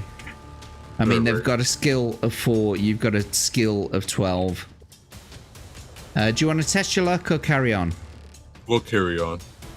Okie dokie then. 2d6. A 1 and a 4 gives them 9. And 2 for yourself. A 4 and a 4 gives you 20. There you go. You done it. And we'll change over to the next one, which has a stamina of 3 and a skill of 4. The following one has a skill of 5 and a stamina of 4. Okay, so 2d6 for the enemy, please. A 6 and a 2 gives them 12. And 2 for yourself, please. A 4 and a 1. Gives you 17. You win the attack round. Well done. So we'll bring their stamina down to 1. I assume you want to carry on? Yes. Okie dokie. 2d6 then, please. A 3 and a 1. Are those your dogs? Yeah. Do you need to sort them out? No, they're fine. Okie dokie. 2d6 for yourself then, please. A 3 and a 1 gives you 16 to their 8. Well done. You've won the attack round. You've beaten that next Deathhawk back. Now you've got a slightly stronger Deathhawk coming in with a skill of 5. But like I said, this should be really easy. They've got 4 stamina, which means 2 successful attack rounds. If you wouldn't mind then, 2d6 for the enemy. A 2 and a 4 gives them 11. And 2 for yourself, please. A 3 and a 6 gives you 21. 10 points more. 10 points more and you've definitely won the attack round there. 2d6, if you wouldn't mind, please, for the enemy. A 4 and a 3 gives them 12. And 2d6 for the enemy, please. This should be the last attack round. And there you go, you've done it. Well done. That was 20 for yourself, 12 for them, which means you've won the attack round and you've won the battle yet again. You are invincible. Absolutely invincible, mate. How many dogs you got there? 5. Wow. 4 German Shepherds and 1 Pit. And so is it the pit bull that's making all that noise, or No, is that was it the 2 the? puppies. So that was 2 of them. One is Guts and the other one's Osaka. Okay, Which, are they both the German shepherds? yes. And if you watch anime, you know Guts is anime character, and then Yeah. Asaka is the anime character who's also part German. Oh, I see. Well, Asuka from Evangelion. So. I did not know that. Well, anyway, congratulations, mate. You've done it. You beat back the Death Hawks. Let's turn to 224. One of the Death Hawks has a silver band around one of its legs. It has an inscription on it which reads, "Death awaits you." You decide to leave the silver band and head quickly west. Well, it doesn't look like you got to go north after all. You soon arrive at another junction and in the path, and looking at Big Leg's map, you decide to head north again in the direction of Stonebridge, ignoring the narrow path which continues west. The path opens out into a small clearing. To your right, you see a pile of branches, grass, and pieces of rag, the lair of some large creature. Amongst the debris and old bones scattered about, you catch sight of something glittering. If you want to look more closely, turn to 57. If you wish to hurry along north along the path, turn to 360. We'll continue north 360. It's probably Holy shit. Okie dokie. Who's this stinky band of leftists? Walking along the narrow path, you suddenly hear a sharp crack of a twig breaking and the whispering of low voices.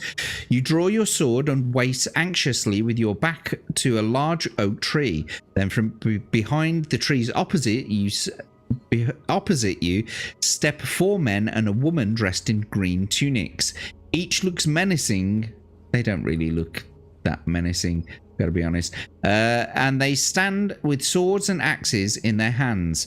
The young woman steps forward and tells you that you are trespassing on their territory and you must pay a levy of 5 objects from your backpack or face the consequences. If you wish to give them what they want, turn to 279. If you would rather spit on the ground and fight them, turn to 104. Now, I do believe that 5 items actually constitute 5 pieces of gold, and you currently have 34 pieces of gold. So you could just pay them 5 gold pieces. I'll pay them 5 gold, and hopefully she spits in my holy water. So you wish to give them what they want. So treat all the items in your backpack as single objects, including each gold piece. Make the necessary deductions to your equipment list. So you now have 29 gold pieces. And we'll continue on 246. The bandit woman takes the items from you and steps back to let you pass. You head north again and soon notice the trees beginning to thin out on either side of the path. Eventually, the path leads out of the trees into a ploughed field. You are out of Darkwood Forest. Turn to 204. So here we are. It looks like we've got somewhere. Here we go. The path leads north. Sorry, the path leads through a field to a stone bridge over a clear stream. Beyond the bridge are the small cottages and wooden huts of a village. A sign on the bridge reads Stonebridge. They were up all night on that. You cross the bridge and see 2 old dwarves with long white beards standing by a cottage looking at you. Do you have the hammerhead and handle with the letter G? You don't. So we have to go to 381. It says if you possess neither or only one of these items, turn to 381. So let's go there. You have failed in your quest to help the dwarves. Being unable to face Gillibrand, their king, you decide to head east and find a place to rest after your perilous adventure. Perhaps you may try again. If you do, you must walk around Darkwood Forest and back to Nostromo's tower to purchase more of his magical items. So at this point, mate, what it means is you've actually failed in your task. Right, we will end the sort of this journey here, and we can re-roll all of your stats, and we'll start all over again without turning to 98, right? Or we can keep all of your stats, and we'll just turn to 98 and see how you can continue from here. We'll keep all my stats and continue to 98. Okie dokie, here it goes then. I guess I was wrong, but keep going north. Maybe, maybe. On your long walk around Darkwood Forest, you are attacked by a large group of wild hillmen, probably the same group who attacked Big Leg and his party 2 days earlier. Test your luck. If you're lucky, you manage to run away from them without being hit by a rain of arrows which falls about you. And then we'll go back to the very beginning. If you are unlucky, you slip and fall as you run and pierced by many arrows, and your adventure ends here. So, roll 2d6, please. Okay, I feel they you've have got to the get hammer. 9 or below. You feel what, mate? They have the hammer. 4 plus 3, that's 7. You were lucky. Congratulations, my friend. You are lucky, and we're going to go all the way back to 1. I'm also going to reduce your current luck to 8. So let's go all the way back to the very beginning, where you can now buy more of Nostromo's wares. Well, that is, of course, if you don't want to follow him up the stairs, you can draw your sword and attack him, of course. I have no reason to attack him, so we'll follow him up the stairs. Atom Gray's trying to scare us with his ghosty tactics. And this is what happened to Abe the first time. Exactly. It also happened to... Didn't it happen to Goat twice last time she was on? I know it's going to sound strange, but I'm thinking... It was in the after, what was those bushes or something, after the lady didn't spit in my drink, and I just kept going north, and there was like supposed to be a large creature. I feel like that's where I messed up at. I kind of feel it was maybe a little bit sooner than that, but you're going to get to you're going to get to replay it right now. Apparently, over on the Rumble side, we've got our boy or girl, Faux Dub in the chat. What a pleasure to see ya. Thank you for coming in. Good to see ya. Thanks for being here. We're just about to restart Vagabond's journey. So, are you going to follow him up the stairs, I assume? Yes. Okie dokie. And so at this point, do you want to... You've currently got 29 gold coins. So you're basically back to where you were at the very beginning. And you could, by all rights, buy, like, everything again that you wanted to, because that's where you are now. You get to buy another one of everything if you wanted to. But let's just give you a reminder of what you've currently got still in your arsenal. So you've got the anti-poison, the Rod of Water Finding, the Potion of Healing, Ring of Light, Rope of Climbing, Boots of Leaping, Glove of Missile Dexterity. You've got the Headband of Concentration, the Armband of Strength, the Holy Water. You still also have a tiny brass flute, maggot biscuits, and moose... sorry, that's supposed to be mouse skull necklace. So, looking at this list, is there anything more that you wish to buy? Yes, I will get the insect control. Okay. I feel like a potion of healing. Well, you've already got Um, one of those, remember? And you can only really use them once during any given adventure, I think. right. So, yeah. But if you Okay. want another Well, one, we yeah. can buy those. Yeah, I'll get another potion of healing, Okay. a nose filter, fire capsule, and garlic buds, and I'm done.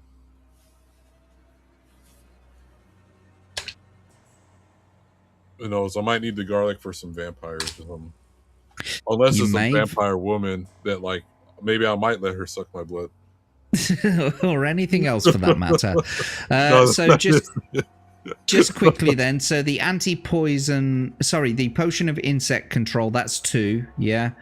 And you got another potion of healing, is that correct? How much was that? 3. 3, and then you got the nose filters. Yes. They were how much? 3. 3. Fire capsules 3. and the garlic buds. 2. Okie dokie. 369 plus the 413. Okay. So you now have 16 gold left. And you have Yeah. all of those lovely things in your inventory. There we go. Well, that's Right then. What were you going to say, mate? More. Oh, that's more than enough for that crow to turn to human again. I think so. That's if you go that way this time. So outside in the bright light, you notice the dead quietness again. Eventually, yada yada. Eventually the path forks on either side of a huge oak tree. Do you want to go west or east? Last time you went east. I know that one pile was towards the last, so we'll go west this time. Okay, so avoiding the crow this time. The narrow, overgrown path continues to weave its way through the crowded forest. Strange animal cries echo through the trees. It's not long before you arrive at another junction in the path. Do you want to go westwards or north? North shit is. Okay. The path leads... Sorry? Oh, who knows? I might find a shortcut. You may very well do. The path heads north into the thick forest. In one of the few clearings between the trees, you see smoke rising from a chimney of a wooden hut to your right. If you wish to look through the window of the hut, turn to 38. If you wish to keep walking north, turn to 220. All right, let's look through the window. It might be my elfin queen. Oh, does that look like your elven queen? Well, who knows? A gilf. You peer through the small dirty window of the hut to see an old woman in grubby clothes with a wrinkled face and a warty nose reading from one of the several books by the fireside on the far wall of the hut. The hunchbacked servant is carrying more books to her from shelves crammed with old books, charts, and scrolls. If you want to enter the hut, turn to 315. If you would rather return to the path and head north, turn to 220. Okay. She might be missing teeth, folks.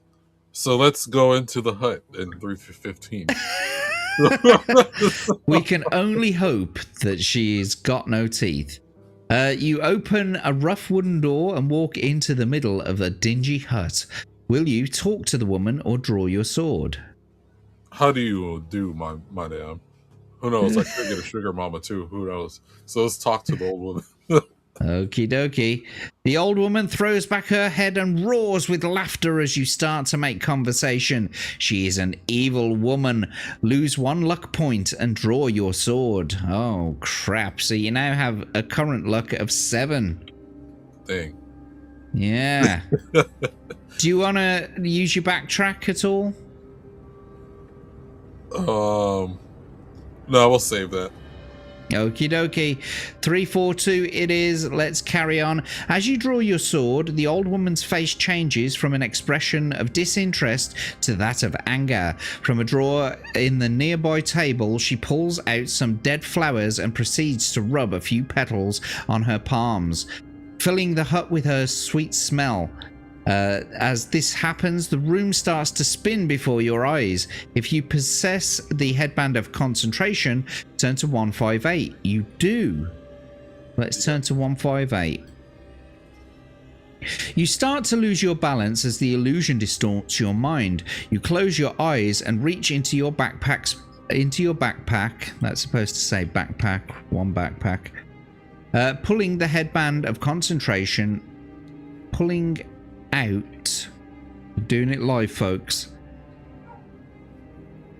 the headband of concentration, which you quickly place on your head.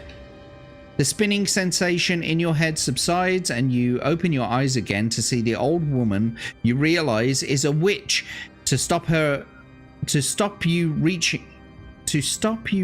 her, the servant throws a wooden chair at you. Test your luck. If you're lucky, the chair misses. If you're unlucky, the chair hits you on the side of the head, knocking you unconscious. So you've got 7 luck. You've got to get 7 or below on 2d6. 2d6, please. All right. Oh, dang it. Oh, unlucky. Now, at this point, I'm going to just remind you, you could buy a re-roll and try again. That costs you 5 rubies out of your adventurer's pot. So you could buy a re-roll and try roll your luck again. I'll keep your current luck at 7 and I'll give you a re-roll. Okay. Or she might be kinky enough that maybe I should just go unconscious for a little bit. You never know. Like she might have like handcuffs and tie me to a bedpost or something. Are handcuffs even a thing in this fantasy world in the time that this is set? Well, we can only hope, I guess. She has rope. Okay, we will re-roll. Okie dokie, I'm going to take 5 more rubies away from you. But, you know, it's still a gamble. You may still get more than 7 on this roll. So it's a re-roll, but it's a gamble.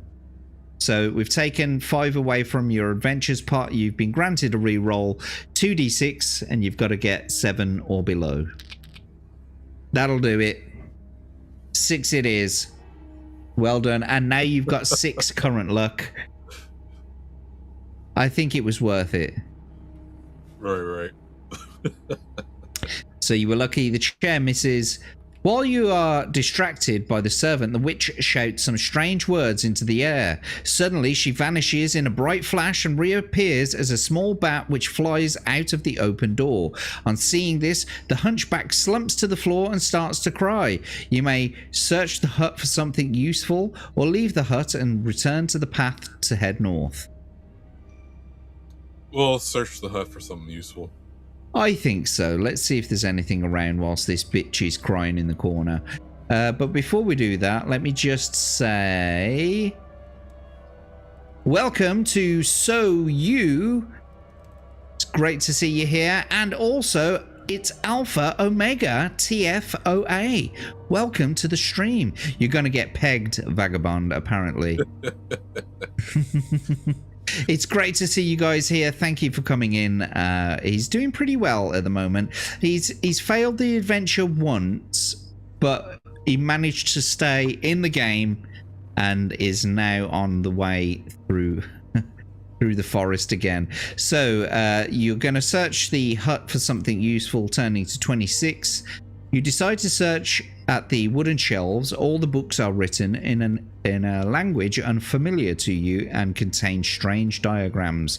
The charts and scrolls are also unintelligible to you.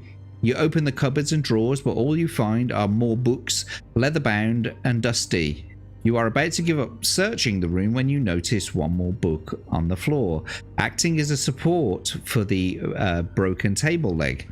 Will you pick up the book or give up your search and return to the path to head north?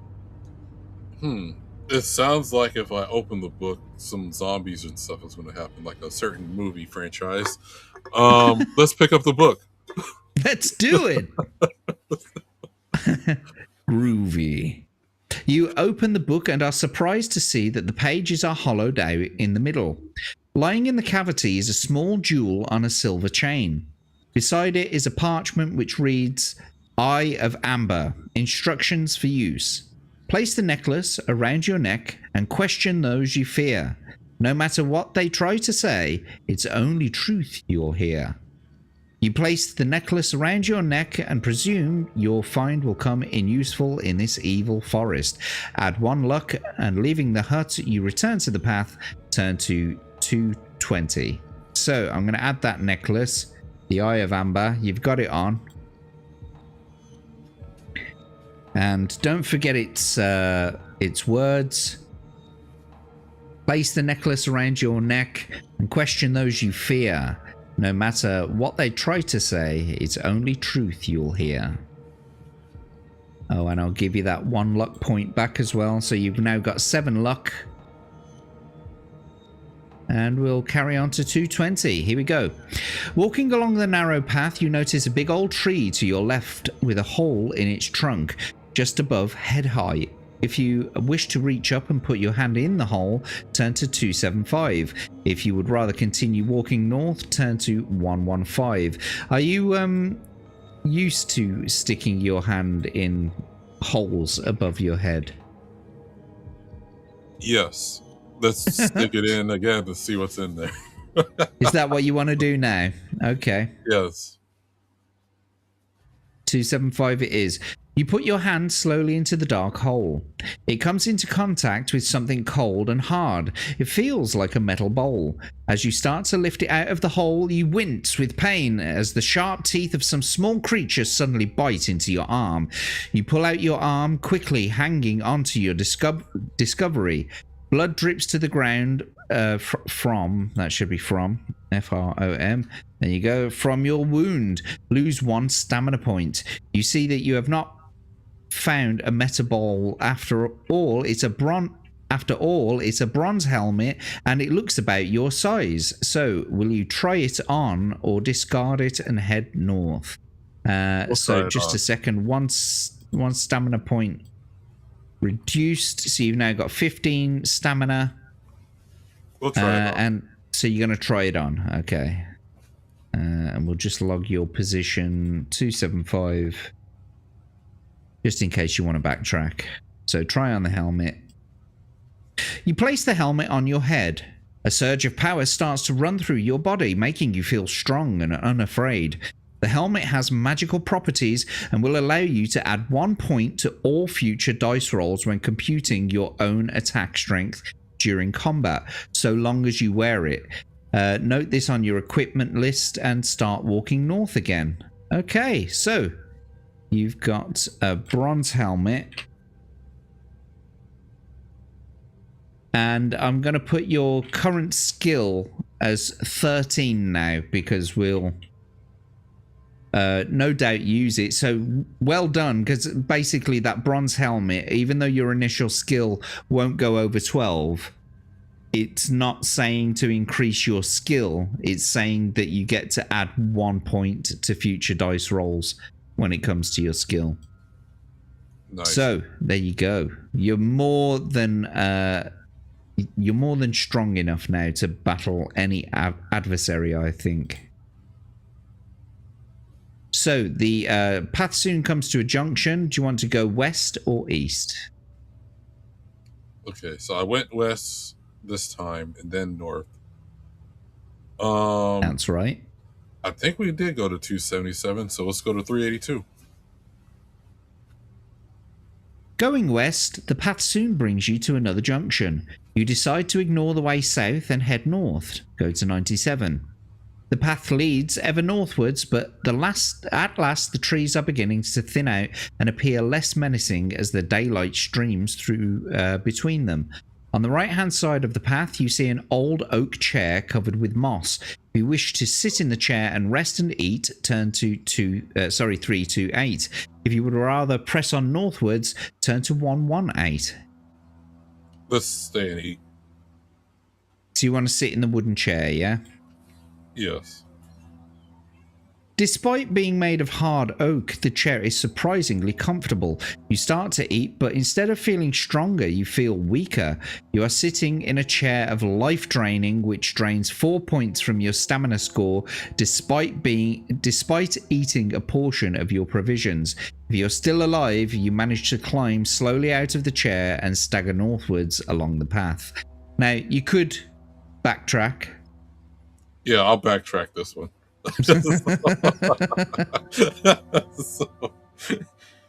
Right, back to 97 we go then.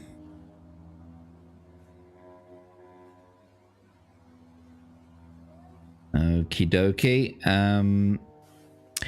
So you've used your backtrack now, but you've also still got 10 rubies. You could spend another 5 of those rubies on another backtrack if you wanted. Let me think. Let's see. We'll save them. But could I eat a provision? Did I lose a provision as well, or no? So at this point, you haven't lost any provisions and you haven't lost any stamina. Oh, okay. Well, then never mind. We'll continue forward going north, which I should have stayed with my gut and go north. Okie dokie. Just to let you know as well, if you ate a provision right now, it would take you back up to your initial stamina of 18. It just means that you'd not use one of the potential stamina points from eating one provision, which gives you 4 stamina points. So do you want to eat a provision now, or would you like to wait? I could wait. Okie dokie. So, sorry, are we going to buy back the backtrack or save it for a bit? We'll save it for a bit. We'll save it for a bit. Okie dokie. So I assume this time you don't want to sit in the chair and you want to press on northwards to 118. Yes. Okay. Oh dearie me. Here we go then. So the path eventually emerges from the trees onto a vast plain. Beyond you see rising ground leading to low hills. The waist-high grasses on either side of the path sway gently in the warm breeze. All is peaceful and the dangers ahead seem unimportant. You are enjoying your walk when suddenly the silence is broken by the sound of a squealing and grunting to the right of the path. You see the path is being made through the grass by an unseen beast moving quickly towards you. You draw your sword in readiness, and a few yards ahead of you, you see a large brown pig-like creature bursting out onto the path, and it halts there. It has 2 long tusks protruding from short, stubby snout, and steam rises into the air from its sweating body. Its small eyes look at you before it puts its head down to charge at you. You must fight the wild boar. It has a skill of 6 and a stamina of 5. This should be fairly easy, mate. So Here we go. Let's get your adventure sheet up.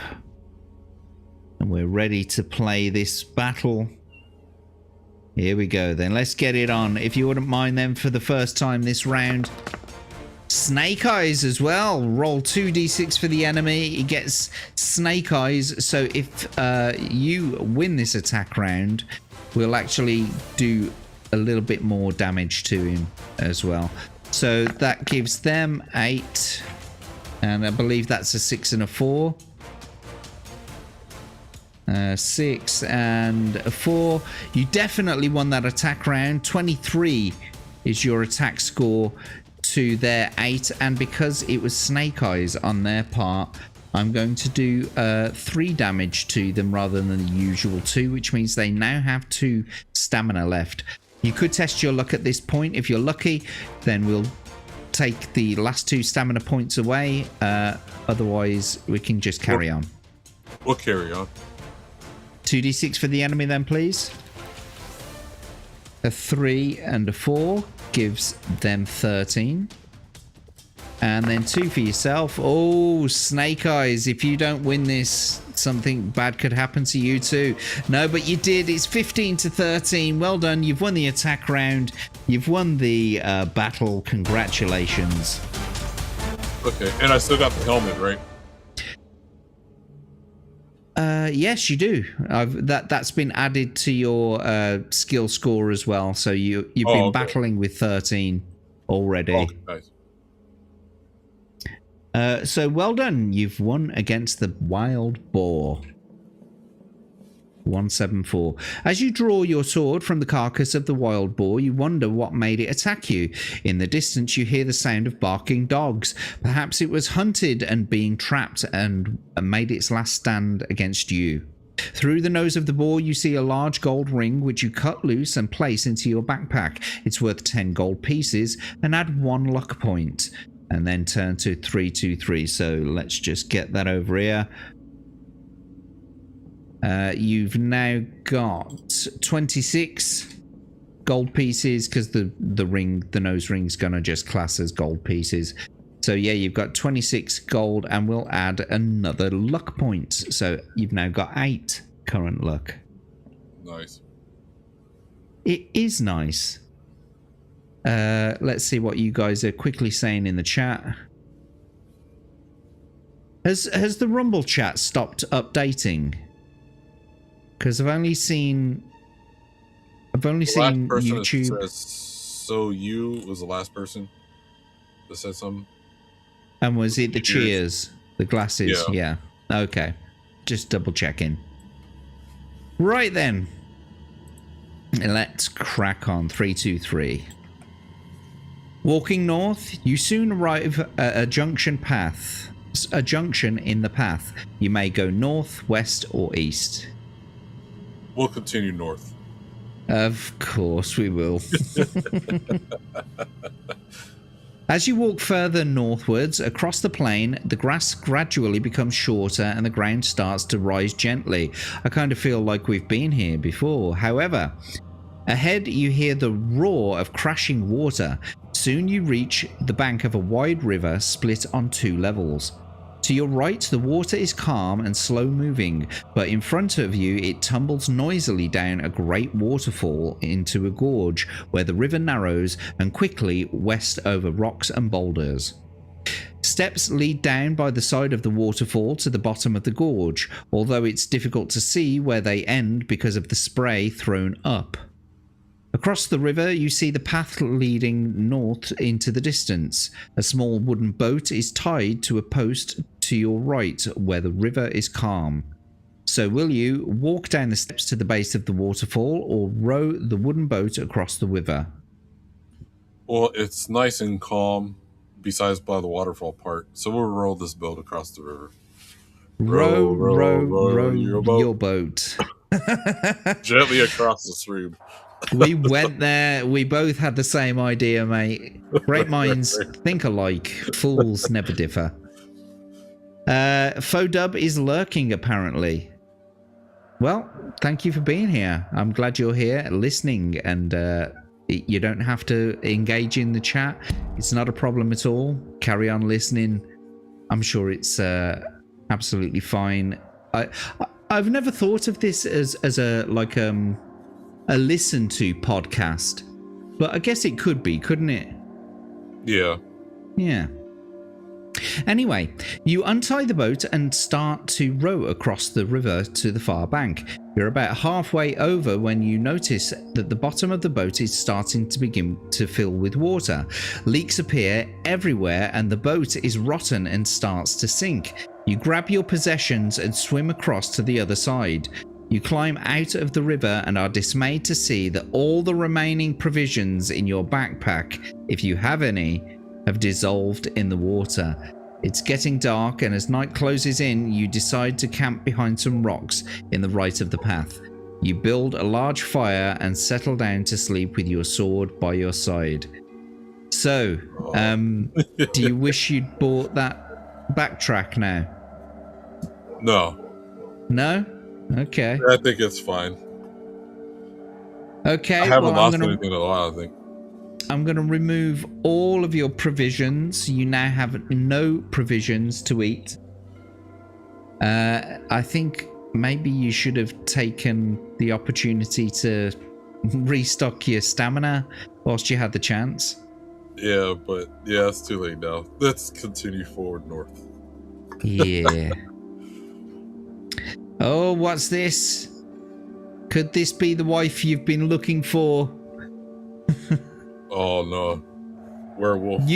Well, You've been asleep for about an hour.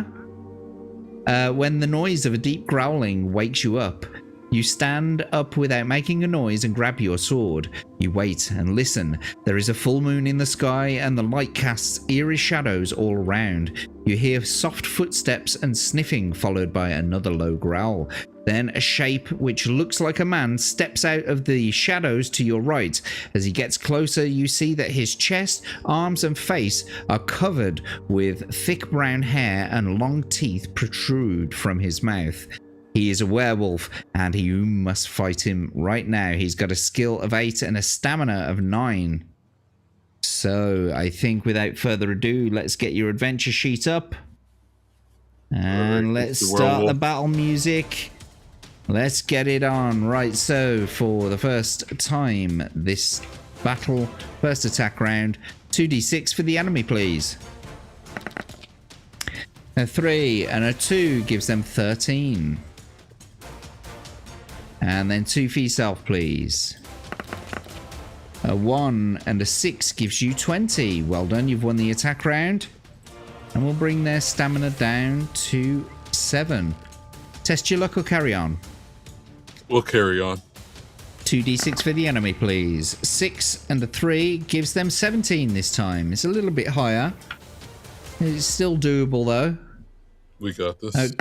Yeah, I think so. A 3 and a 1 with a skill of 13. Current skill of 13. I think you're doing pretty well. So anyway, that was 17 against 17. If you didn't have that bronze helmet, they would have won that attack round, but you parried blows. So no harm, no foul. 2d6 for the enemy, please. A 1 and a 2 gives them 11. And then 2 for yourself, please. A 3 and a 1 gives you 17 to their 11. Well done. You've won the attack round again. We'll bring their stamina down to 5. What did you say, mate? Oh, we'll keep going. Okie dokie. 2d6 for the enemy, please. A 1 and a 4. Alpha Omega is saying you better beat the furry vagabond. I will. It's all about feet around here. Anyway, they got 13 and 2 for yourself. A 4 and a 5 gives you 22. Well done to their 13. You've won the attack round. That's another 2 off their stamina, bringing them down to 3 now. I assume you want to carry on? Yes. 2d6 for them, please. A 1 and a 3 gives them 12. And then 2 for yourself, please. A 1 and a 2. 16 to their 12. Well done. Another attack round run. 1. And they've got 1 stamina point left now. Do you want to carry on? Yes. 2d6 then. A 1 and a 6. Still only gives them 15. And then the last one. A 1 and a 4. Well done. 18 is the score. You've won the attack round, which means you've won the battle. Congratulations. The werewolf is dead. That's it. She's shit the boat. Right then. Let's get you. Spain or something if I harvest his flesh. We'll see, I guess. Maybe that's what we should call you. Wolfsbane. If the werewolf wounded you during combat, which it didn't, luckily, turn to 11155. If you didn't receive any wounds, add 1 luck point, which I'll do now. So now you've got 9 current luck. nearly at your max again, and turn to 316. Eventually, you manage to get back to sleep but have a restless night. In the morning, you collect your belongings and head north along the path into the hills. The ground is quite steep as the path wends its way into the hills. By the time you reach the top, the sun is quite hot. All around in the distance, you see the dark green circle of Darkwood Forest. Mist still hangs in the tall grasses behind you, and you see a valley floor bathed in sunlight. All is quiet, and as you start down the far side of the hill, you see a junction in the path. You may either continue north or head east along the new branch. Hard decisions. We'll This continue is a hard decision. Maybe sometimes you don't have to go north. Yes, but the crow told me north, so north we go. Okie dokie. The path runs into a narrow gorge between two hills. You feel vulnerable and draw your sword expecting to be ambushed at any moment. Unfortunately, because you are concentrating on watching either sides of the gorge, you do not see a small patch of leaves and branches on the path ahead. Your foot goes right through the thin covering of a bear trap, and you plunge 4 meters to the bottom of a rocky pit. To add to your misfortune, a wooden stake with a sharp tip points out of the center of the pit. Test your luck. If you're lucky, you manage to avoid landing on the wooden stake, but fall heavily to the floor and you lose 2 stamina points. If you're still alive, we'll turn to 319. However, if you're unlucky, the point of the stake pierces your leg. As you land, you lose 2 stamina points for the fall and a further 2 stamina points for the injury to your leg. So you've got 9 current luck. If you can roll 2d6, please, and you've got to get 9 or below to be lucky. That'll do it. 4 is much less than 9. And now you've got 8 current luck left, and you were lucky. However, I lose 2 stamina. Yeah, you still lose 2 stamina, so you've now got 13 stamina. And we will carry on, turning to 319. Do you possess the boots of leaping? By Jove, I believe you do. So we'll remove those from your... What's it now? Turning to 228. The pit is circular with smooth sides, and you are weak from your fall. You reach into your backpack and pull out the brown leather boots. They are very light on your feet. You crouch down, and in one mighty leap, you are out of the pit. You dust yourself off and continue to walk north down the gorge. That were lucky. Continuing down the gorge, you see a handle of a sword sticking out from a large rock by the side of the path. If you wish to try to pull the sword free from the rock, turn to 182. If you wish to continue walking down the gorge, which would be north, turn to 334. Because of King Arthur is one of my favorite stories, and I like Legend of Zelda, let's pull that sword. You take hold of the sword and place your foot against the rock. Roll 2 dice. If the number rolled is equal to or less than your current skill score, the sword slowly slides out of the rock, which it will because you've got a current luck of 13 and an initial luck of 12 anyway, so we'll turn to 70. The sword is magnificent and was obviously made by a master craftsman. It feels powerful in your hand. Add 2 points to your current skill score for your enchanted sword. Cutting your new weapon through the air, you set off north down the gorge. Now, this may come as a shock to you, but this doesn't work in the same way as the helmet does, right? So this part is saying add 2 points to your current skill score. Now, usually your current skill score would never go any higher than your initial skill. The only reason why I've marked it there as 13 is because you've got the helmet, and the helmet specifically said to add 1 to each of your dice rolls and not to your skill. So because of that, I can't add the 2 extra to your current skill. But what I will do... Go on. Oh, so at least I got a shiny new sword. You've got a shiny new sword, yeah. And what I'll do is I'll add it to your adventure sheet, and I'll put it as a reminder that it's a +2 skill, so that if you do lose current skill on your journey, at least we know that we can add that to it. Okay. Okay. Right then. Let's carry on. 334. Between the hills, you see the flat green valley floor stretching ahead, and beyond a sinister wall of trees, Darkwood Forest. On the other side of the trees lies Stonebridge, your journey's end. Arriving on the valley floor, the path ends in a junction. Do you want to go east or west?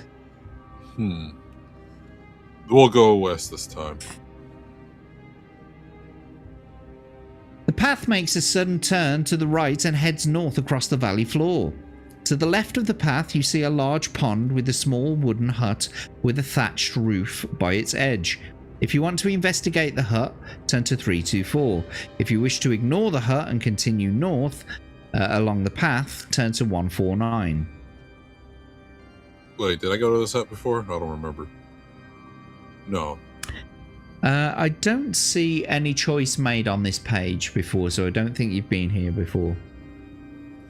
Okay, so if I remember the story, well, we need to find pygmies, right? That has the hammer. So the trolls. Okay. And that you could, you know, find them at different points during the journey, because they've gone their separate ways, remember? Right.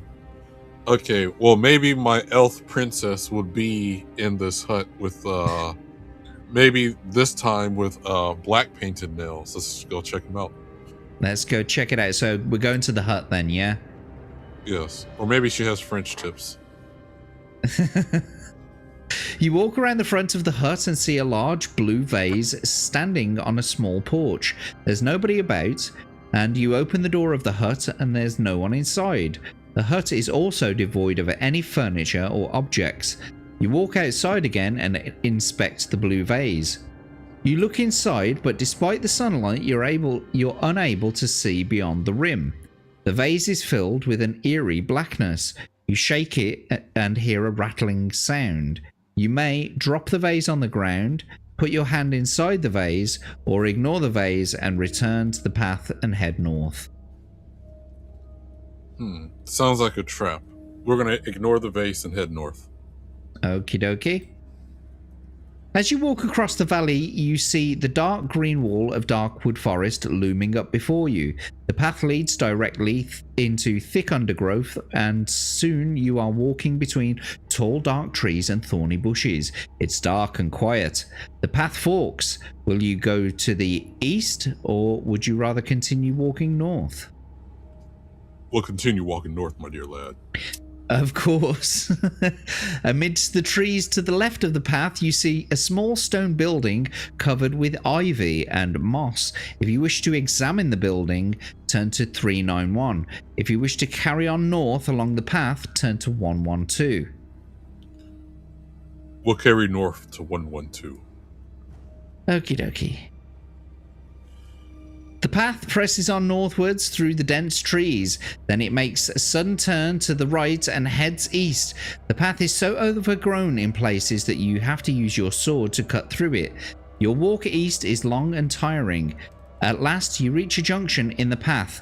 Looking at Big Leg's map, you decide to head north again in the direction of Stonebridge and ignore the narrow path continuing east.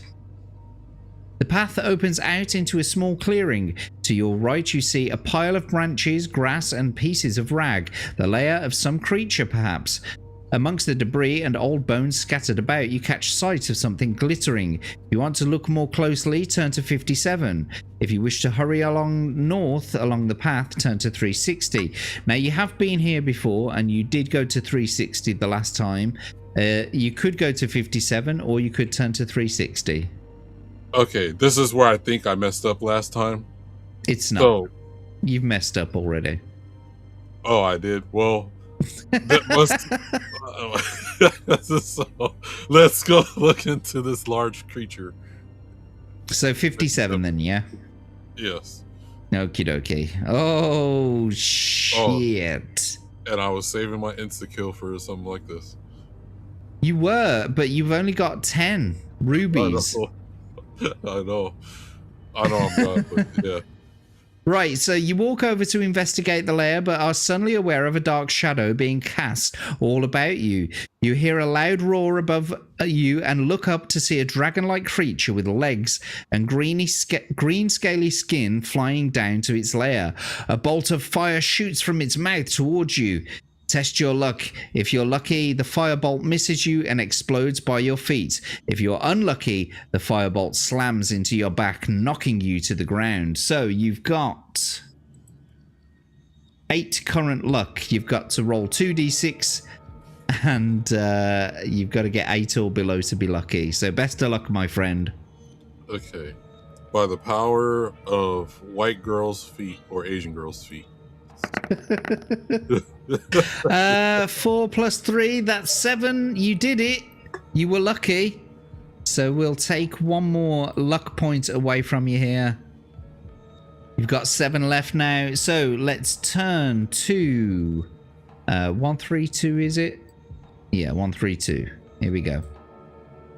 The creature landing in front of you is a wyvern, and it looks at you and opens its huge mouth to let out another burning roar. It's about 10 meters long, and its thick scales look hard to penetrate with your sword. Do you possess a flute? If you do, turn to 258. If you do not, yeah. turn to 167. I do actually happen to remember on the last bout in the journey, you picked up a tiny brass flute, didn't you? Yes.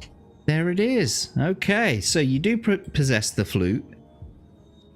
Let's see what happens. 258.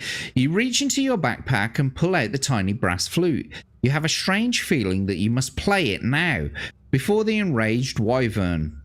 As you do, a soft and gentle sound plays out from the flute, and a quizzical look appears on the wyvern's face. Its mouth closes and its eyelids start to droop. You are playing a magical flute of dragon sleep, and the wyvern is powerless to resist its soothing song. Slowly, the wyvern slumps to the ground and is soon fast asleep. Turn to 305. Name him Icarus. You walk round the motionless wyvern and start to rummage through its lair, surrounding the surrounding debris. You find a gauntlet made of plate iron, a throwing knife, 10 gold pieces, and a gold ring. You put the knife and the 10 gold pieces into your backpack. So let me just put those in right now. Throwing knife.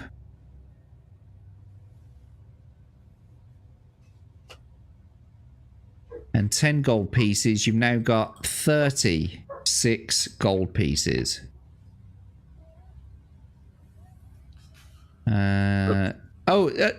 Something I just wanted to bring up for you as well. You remember that monetization list that I gave you earlier? You know, you've got 10 rubies in your pot. Yes. You also have 13 stamina. So you could buy some provisions, because one of those rubies could buy 1 provision or 2 gold. 2 of the rubies could give you a random potion with a 1 in 6 chance of getting a luck potion. 3 rubies will give you the choice between a potion of choice, but you still got to roll a 6. Or it alternatively increases one of your current stats by 1, which could be your luck, by the way. But you could get yourself for $4 dibdobs an adventurer's care package, which gives you either two provisions or a potion and either two provisions. So you could buy four provisions, or you can buy 8 gold, or you could just get 2 provisions and a potion. Okay, I'll do 2 provisions and a potion. Okie dokie. Do you want to try for another luck potion, or do you want to choose between skill and stamina? I'll try for a luck potion as well too. Okay, roll 1d6, please. You've got to get a 6. Okay. Oh, I have to get a 6. Okay. Yeah. Oh, you were so close. Unlucky, mate. However, you now get to choose between a potion of skill or a potion of stamina. I would do a potion of skill.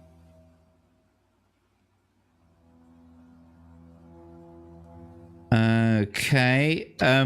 Just to remind you, you've got an initial skill of 12. And you've got a current skill of 12, let's say, but because of the helmet, it gives you 13. Your skill score is not likely to go down very much. Right. But you might want to use that stamina in a clutch situation. Yeah, I think you're right. Yeah, so it would be the stamina. Oops. And I feel like the gauntlet's going to give me something ability too that I'm about to pick. So we'll give you a potion of stamina. Right then, so back to the choices. So it's asking you, what will you do now? Will you try on the gauntlet, try on the gold ring, or leave the items and continue up the path?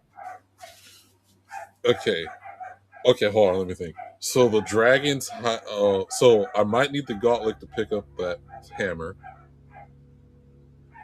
And then, but that gold ring that the dragon is also protecting might give me some abilities. So let me try on the gold ring. Okie dokie. 1, 3, 3.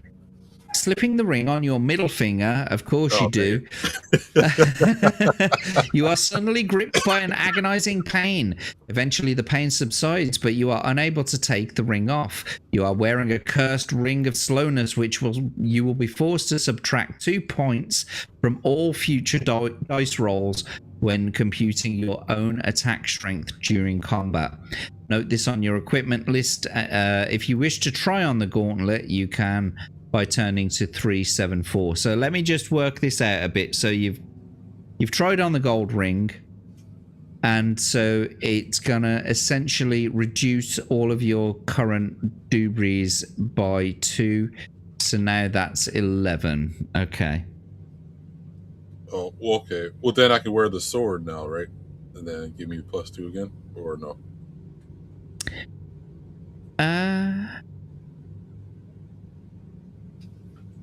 I guess so. Let's just figure something out first. Are you going to try the gauntlet on? Yes, well, might as well try the gauntlet. That was my first thing. You slip the gauntlet on your hand and take hold of your sword. Slicing the air with it, you feel more than usually skilled with your weapon. You now possess a gauntlet of weapon skill, which will allow you to add 1 point to all future dice rolls when computing your own attack strength. During your combat, so long as you wear it. So what I am going to do... So what I am going to do is actually, because your new sword that you got, the bronze sword, that allows you to have 2 on your current skill. So we'll bring your current skill up to 12. And now because your attack rolls are allowed to have 1 more because of the gauntlet, we'll bring you back up to 13. How's that? Yeah, that works out. Yeah, that's a piece of luck, isn't it? Just out of curiosity, did you want to eat any of your provisions whilst we're here? Yes. Okie dokie. You got one provision left, and we'll bring you back up to 17. Okay. I have a feeling I'm gonna need that. So. Do you want to drink that potion of luck, by the way? Because you're currently at a luck of 7, and you could be at a potential of 11. Yes, let's do the pot of I'll look at the pot of luck. So you've now got a current luck and a initial luck of 11. So we're still in the game, folks. We are still in the game. Turn to 360. Oh, it's these people again. Do you want to give them? Do you want to give them 5 gold again, or do you want to just spit on the ground and fight them? We'll give them 5 gold again. Okie dokie. Well, in that case, you've now got 31 gold, and we'll give them what they want, and then move them out of the way. And they're not the enemies I'm looking for. Exactly. But unfortunately, we're back here right at the end of the game where you still don't have the head of the hammer or the body of the hammer. Okay. So I'm guessing that I had to go to that one hut that with the moss with the pitched house. So let's keep all my stats and go back over again. Okie dokie. So we'll go back to we'll try to head back to Nostromo's tower. However, you've got to roll for your luck in order to see whether or not you get hit by all these arrows or not. So test your luck, please. Can you roll 2d6? You've got to get 11 or below.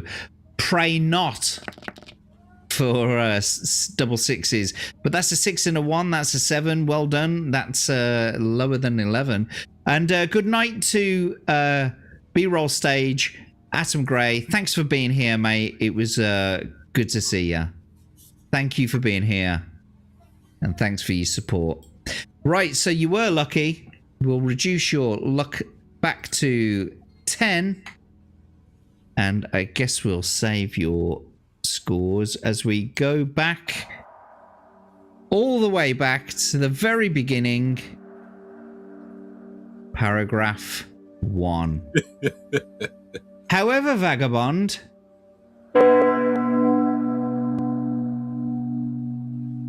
that bell means only one thing: that we have to pause your adventure for now, and we have to bring you back on another show.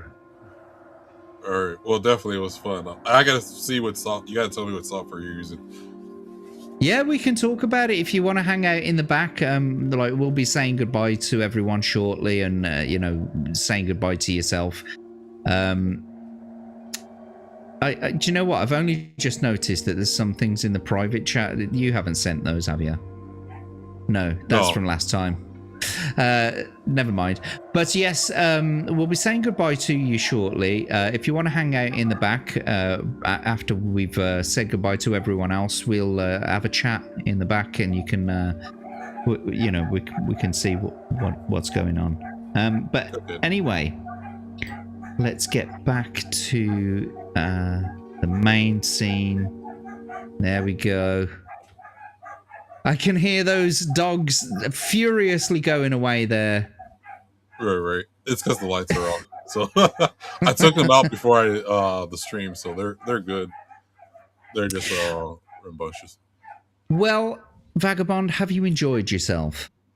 Yes, it was real fun. Like, I was like, oh man, well, like, I seen you do the stream before with somebody else a while back ago, but yeah, it was fun. I'm glad to do it. Can't wait for next time to see if I finally find, or do I start all over again?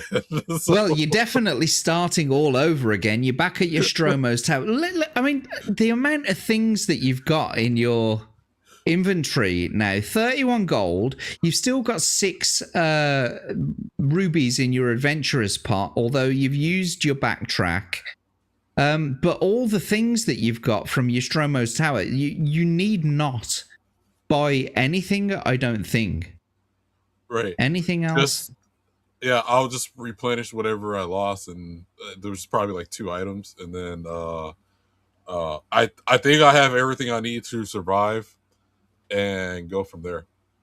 I mean, and you're looking really good in way of stats as well. You see, your stats are not the problem. I think that following the crow so literally is what's done you in here. Yeah.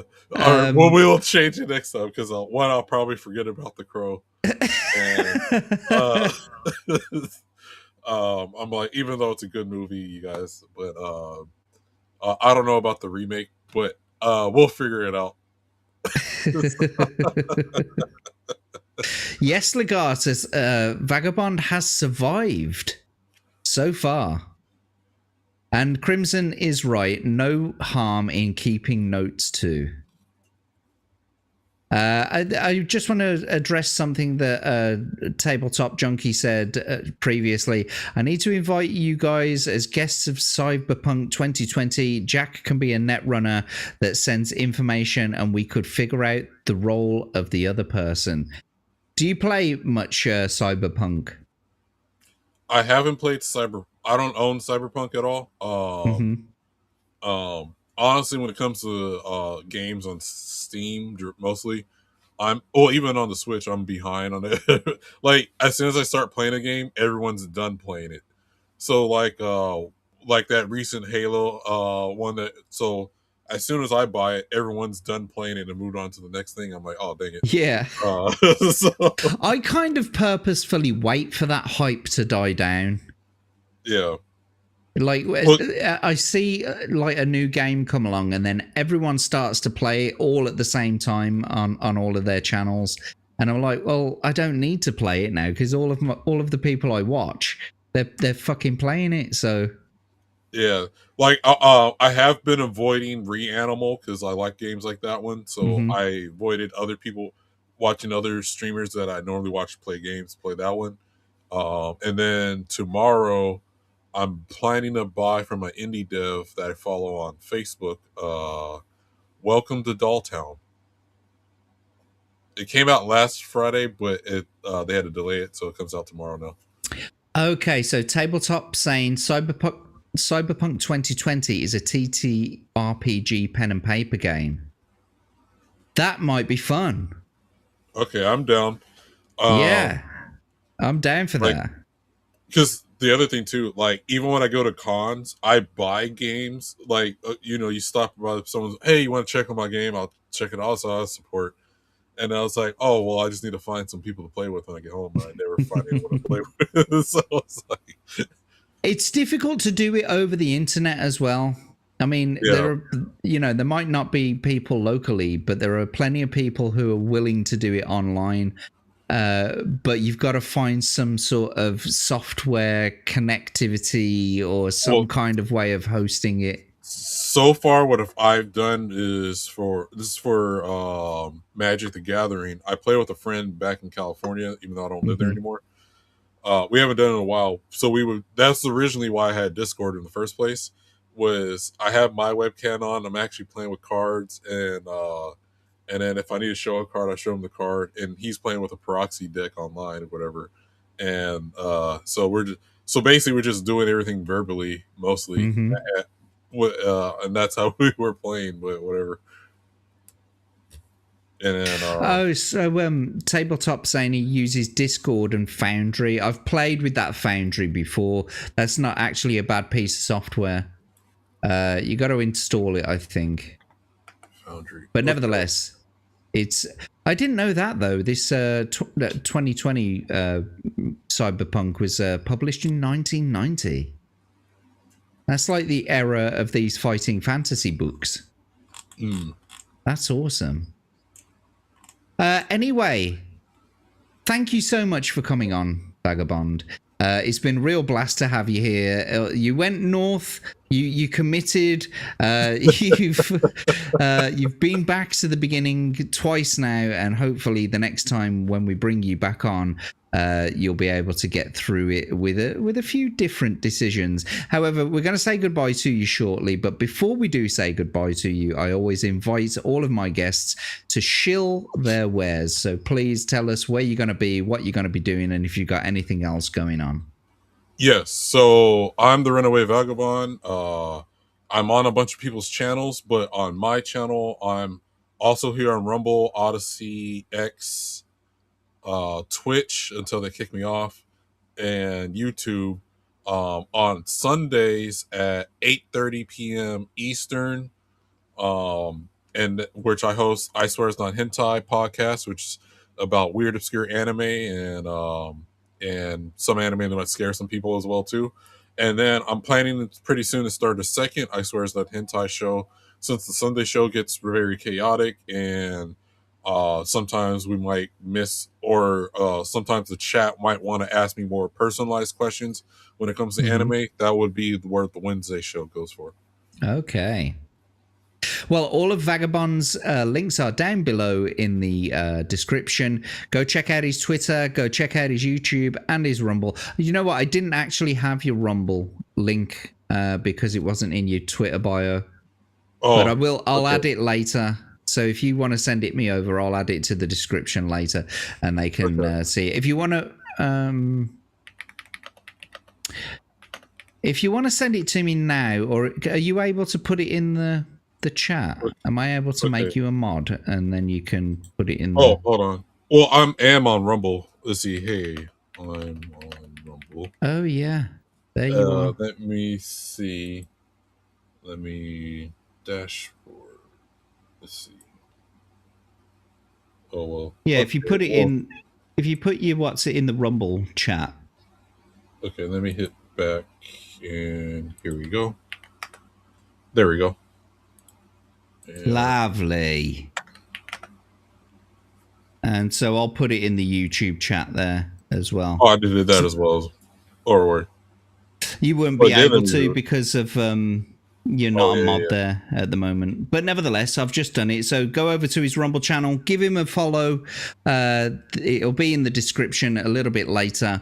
He's played an excellent game, but for now, the journey is over for Runaway Vagabond. Thank you for coming on the show, and until the next time we see you, goodbye, my friend. Take care, everyone. Good night. And of course, I am Jack Tarlad. You can catch me at all of my socials, Jack Tarlad. Go to my Twitter. In my bio is my link tree. All of my socials are Jack Tarlad anyway.